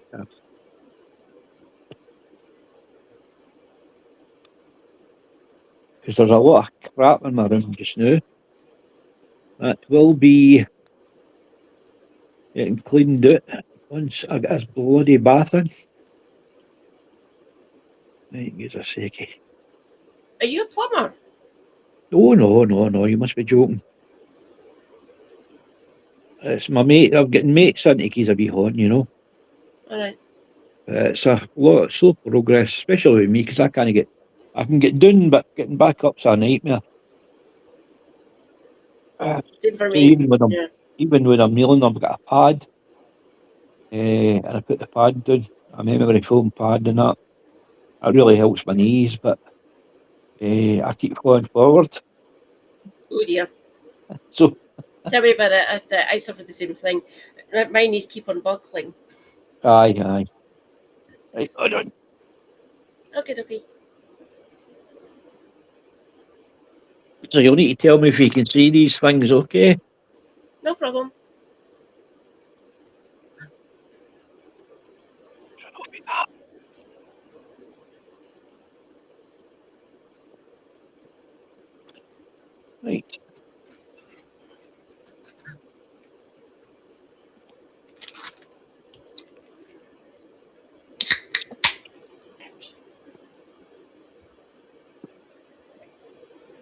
Ah, the badge. Oh, lights on.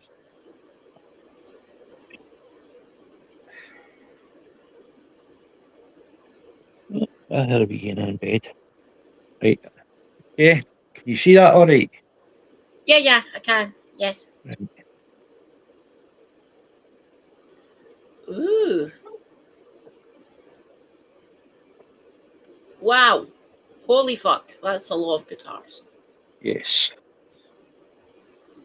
Can you see the cat? Kitty, kitty, kitty. Oh, kitty. And there's more there. Some are empty right now.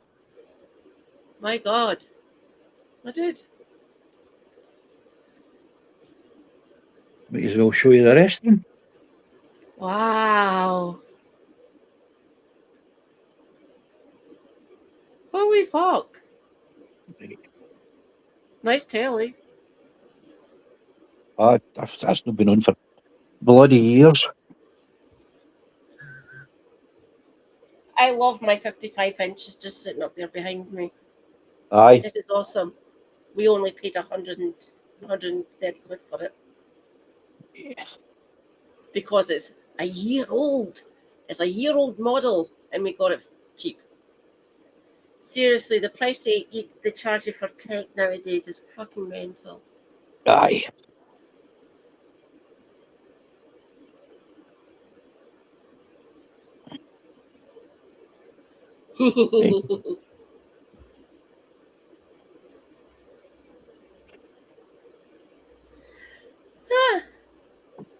Have we completely lost Andy? Aye. Andy, come back. I think he's taking a wee break. Is he all right? Aye. Right. Okay, right. Can you see that one? Mm-hmm. Right. Wow. Right. There's the other one up there. Oh, it's a sunburst one. Oh, that looks awesome. Aye. I like that. Yeah. That's the one you Oh, saw. another one. Yep. There's another two there if you can see them. Clicks, sorry. Aye. There's one in there. The other one's an empty Ooh! field. And that's the other one I I'm looking at. recognise that. I recognise that one. What one? Is that Les Paul? That's an SG. It's an SG copy. My SG's upstairs. Oh, right. My actual I Gibson recognised SG. the shape and obviously the red. Aye. Because one of my favourite guitarists used to play it. Mm-hmm. That one looks awesome. What, that? The SG? Oh, yeah.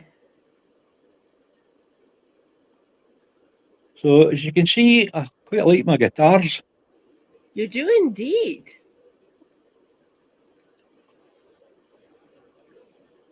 Yeah. They look great, Accies. Nice one. Is that her perch? Is that your cat's usual perch upstairs? Aye, she'll go up there lie down. Oh, it's her fucking bed. She nicked it. It's her bed now. Like Akira, my Niblets cat, her space is on my stepdad's recliner. She doesn't really bother with the beds upstairs, but her spot is the recliner my stepdad sits on. That's her chair, apparently. Aye. He literally has to shoo her off the chair. And she does that, then she just jumps back on his lap. Aye. I'm the only one that she actually comes and snuggles up to, apparently. I'm the same too. She only does it with me and my stepdad. Aye. She avoids my mum for some reason. I don't know why. Yeah. Yeah. Oh God, how long we've been going? Fucking Bugger all. hours.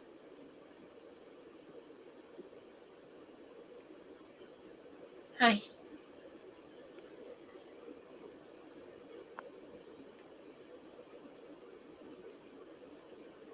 I'm sorry, Accies. I'm going to have to go. Aye, that's all right. Oh, he's No back. problem. Hi, he's back. Andy, Right. you're So, back. What's that? I was just about to sign off. I need to go and I did ask you whether you were planning on signing off about before I left, but we're like, talk. Oh, don't bother talking to Andy. Aye. Right, folks. If there's anybody still left, apart from us three, thanks for joining us. We'll be about the Yep. internet. And I apologise profusely for being rotten. Okay, and You haven't been wrong, Accies. You've been brilliant. Aye. It's been great having you on the stream. aye. He's a person to me, though. Yeah, nose going bigger there. Always, as Katie, there's always say, Katie, I love you to death. Andy, that's all. Thank you. Right, I'll so, see you all later. right, Thanks, no bother. folks. Catch you later. I'll talk to you during the week about next weekend, about next Saturday. Okay, we'll come up with something. Probably I'm still researching on our next Victorian villain. Everyone knows him. Everyone hates him. Churchill. Oh, So I'm Churchill. creating what? Yeah, he needs to be discussed, obviously. Yeah. Because a lot of the Reform people who have just been voted in, praise be, they love Winston Churchill for fuck knows what reason. The man is a fucking villain. He is a monster as far as I'm concerned. I don't care if he represents Dundee or not. Get wrecked. You're horrible. They love him, probably because he starved bloody half of India. Yeah. Bengal famine, anyone. The man is a monster. Yeah. So I'm doing my research. We can maybe I'm collating lots of shit about him, essentially. Again, He came up in my dissertation because the man is a spending the week doing. Oh, so I hope you do some of that too. goodbye, everyone. folks. Thank Right, you. okay. Right, good night. You'll catch me later. Right, tatty Good bye. night. Bye bye. Right, Andy, I'll get you.